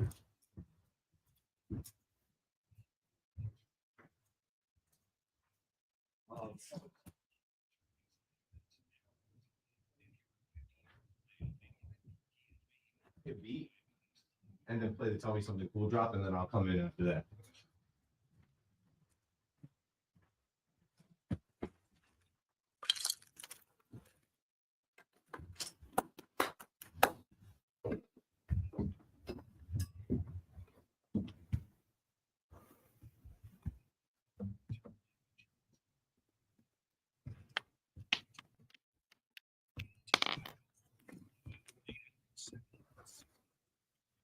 I don't have to hate. When you're great, you don't have to hate. The F1 Soto chants got to stop. Makes Yankee fans look so bad. Move on, embrace the team. They will never stop.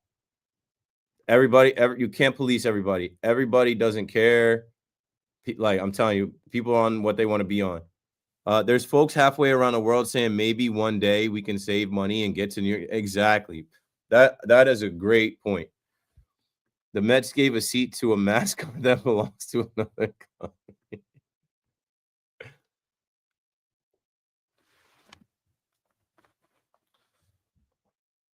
Okay, let me listen in my headphones.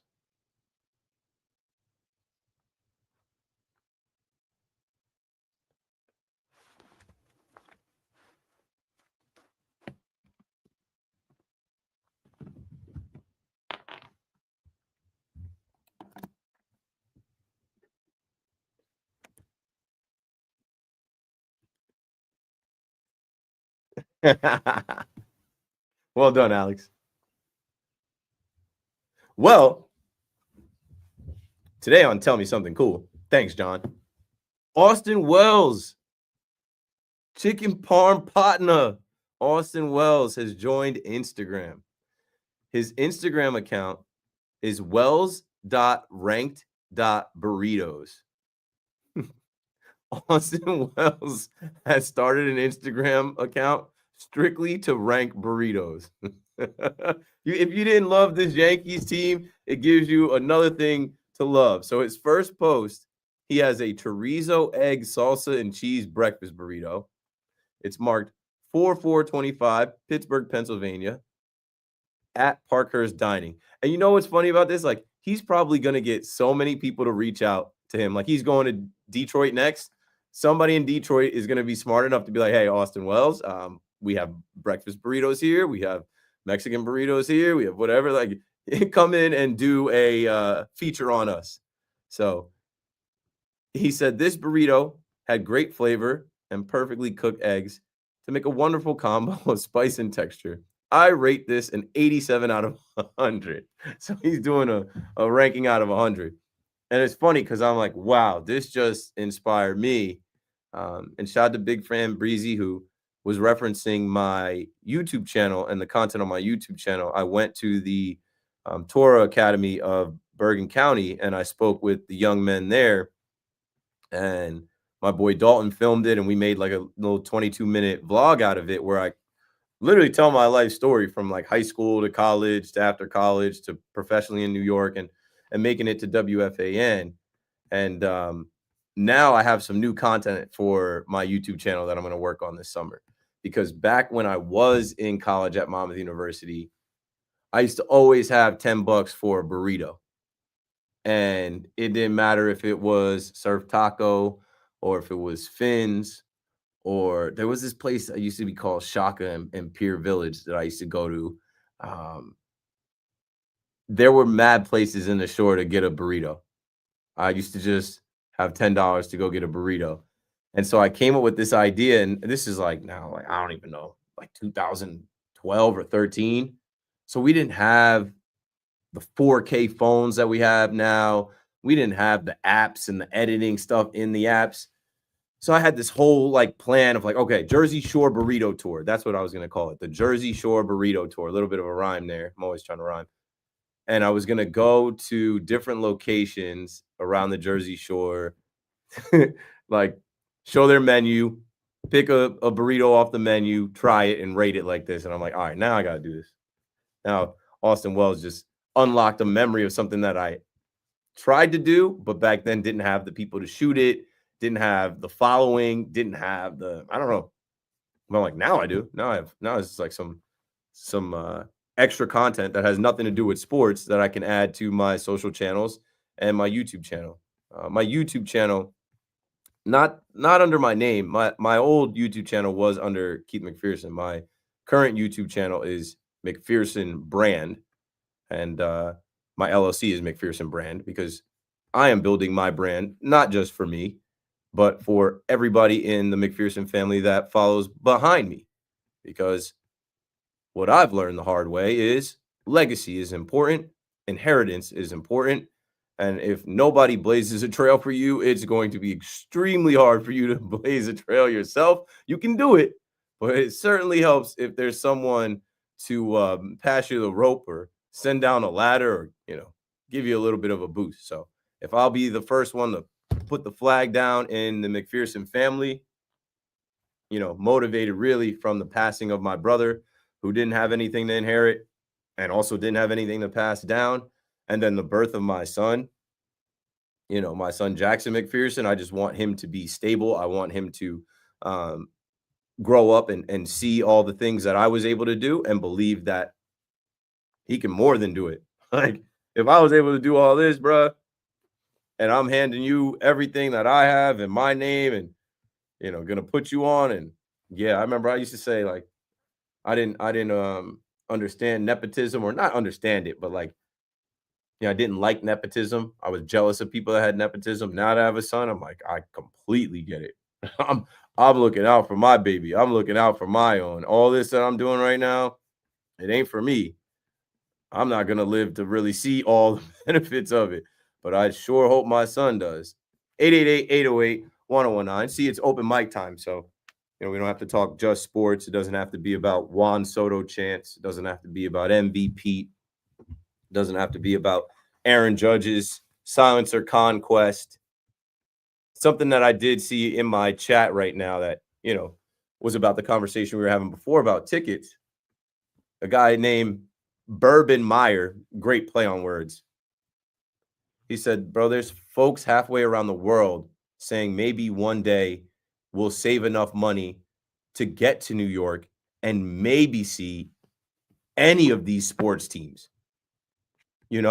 Like, we take it for granted, but there are people across the country that look at New York like a movie scene, and their dream is to get here and be able to see the Knicks in Madison Square Garden, and the Yankees in Yankee Stadium, the Rangers in Madison Square, the Mets, any of these, the Giants, the Jets. Like, I've seen all of them, and I kind of take it for granted. I've been to all of these stadiums and ballparks. I'm trying to think right now. Is there anywhere that I haven't been?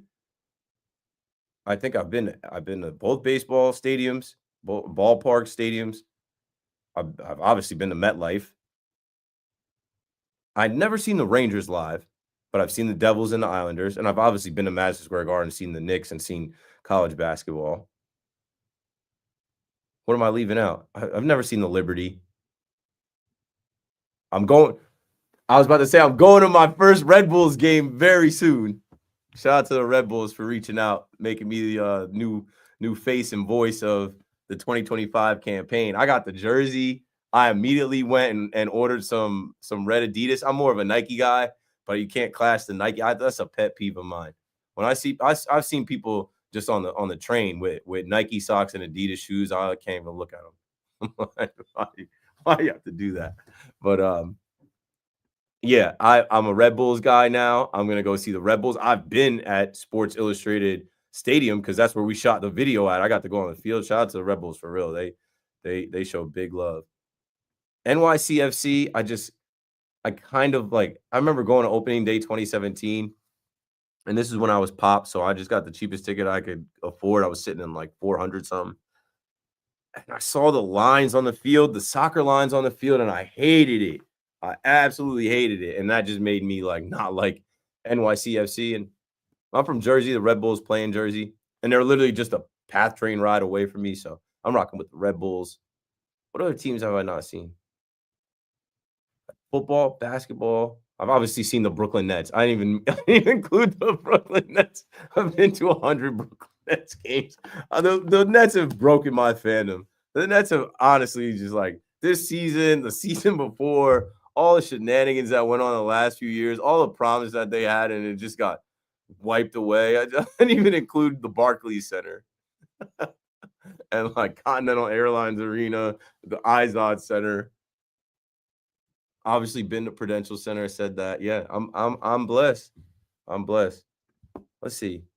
888-808-1019. This is my last like 5 minutes for calls, but I'm interacting with people in the chat. Shout out to Mike. Mike is a great Yankee fan. I ran into him and his wife. I forget when I ran into you, Mike. It was so great to meet you guys. We were right by the guy that was selling the the like pamphlets, the books. It was like 3 years ago. And Mike has been rocks with me every single night. He said, I missed that. Tell me something cool on the broadcast. I'm like, see? So I did some. There's another segment that I'm working on. Like once we really get flowing into baseball season, I brought Big Shot back because there were some people like, hey, Big Shot of the night should be this guy. And then tell me something cool. Someone asked, hey, why don't you do tell me something cool anymore? I'm like, honestly, it was John that made it cool. And you know what the coolest thing was? Susan told me, she's like, John used to practice his delivery on Tell Me Something Cool. I love John. John is the best. She's like, John wanted to like say it cool for you. Like John would say it a few times to like make sure he did it with his John Sterling delivery. Hey, Keith, tell me something cool. So that will be a reoccurring segment. And there's another segment that I have in mind that I'm working on perfecting. I don't want to give it away until we can actually do it, but shout out to Mike for bringing that back up. Question from Mark James, and this is cool too. This is a segment. Segments from online, like segments from my live chat. All 1,522 of you watching live online. Question: is the automatic ball and strike technology coming this season? And if so, why mid-season? No, it won't be here this season at all. They tested it in spring training. When I went to George M. Steinbrenner Field, I got to see it. I think I posted a picture of it on Twitter. It's the second time I got to see it live because in 2023, I went to Seattle and saw the All-Star game. And when I first saw it there, it wasn't at the All-Star game. It was at the Futures game. Spencer Jones was playing in that game. Brandon Crawford's son was playing in that game. I forget who else was playing in that game. Some good players.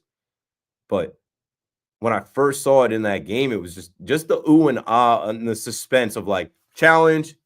The call on the field is being challenged. Like football, you're used to seeing that. Just the like suspense of like it being challenged, and then you wait for it, and then you get I'm like, baseball needs this. One, we need it just to get it correct because there's so many ridiculous calls, like how the Yankee game started today. And two, we just need it for a flair and effect. But I don't think it'll happen this year. I also don't think it'll happen next year. I think it'll happen after the CBA runs out and after they lock out. So maybe in the 2027 season when the season starts Memorial Day weekend. All right, I gotta start packing up to get up out of here. I don't think anybody else is gonna come in with a last minute call. But yeah, appreciate the people in the chat. Mad love online. Mad love. Like I love the fact that this many people care about sports. This many people listen and watch. Listen to WFAN. Watch. The internet and social media. It is a huge blessing for me to be somebody that you guys value, that you guys respect, and even all you randoms that hide and disrespect me. Like, I got smoke for y'all. That's what I said. What I say in the rap. I don't even remember what I said in the rap. I said they hate on me every day, but every day I get my lick back. Every day somebody hate on me. Honestly, the inspiration for the rap came today. Like I said, I was listening to Howie call the game, and that beat was playing in Citi Field, and I was like, "Oh, I'm like, that's the Drake 0 to 100 beat." Then it just got stuck in my head, and then I go back and forth with people on Twitter online, and this guy was like, "Bro, you're the only host at WFAN endorsing the F. Juan Soto chants," and I'm like, "You think I'm endorsing the F. Juan Soto chants?" I'm like, "You're mistaken. I'm just accepting it. I just know that we can't stop them. I know that we can't control the fans. It has started now, and it's a copycat league, and it's just going to continue." And so he didn't like what I had to say, and he was like, "Whatever, bro. You're a DEI hire." And I was like, "I've never heard this term so much." And I thought DEI was supposed to be rolled back, right? They was, taking the Jackie Robinson story. I thought it was over. Tyler's in Norwalk, Connecticut before the show is over. You got it, Tyler.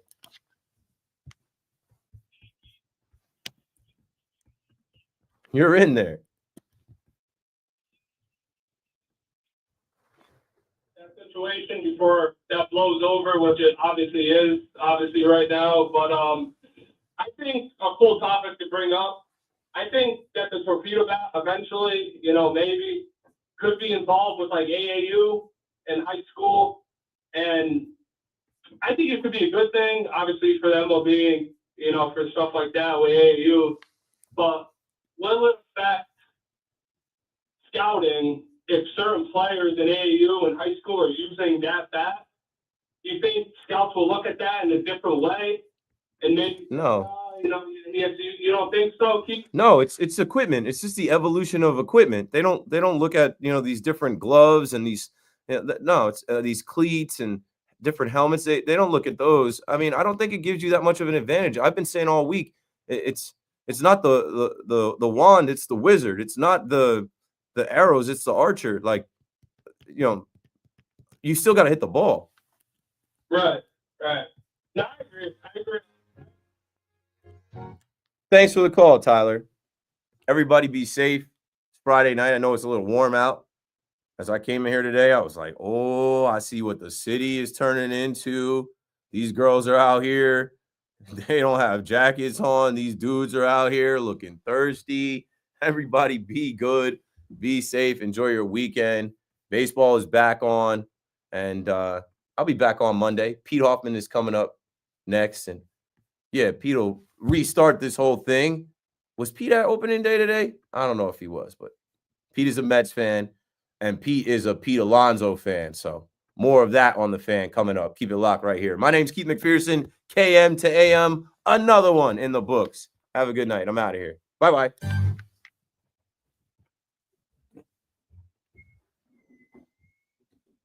All right, let's see something here. I got to bail.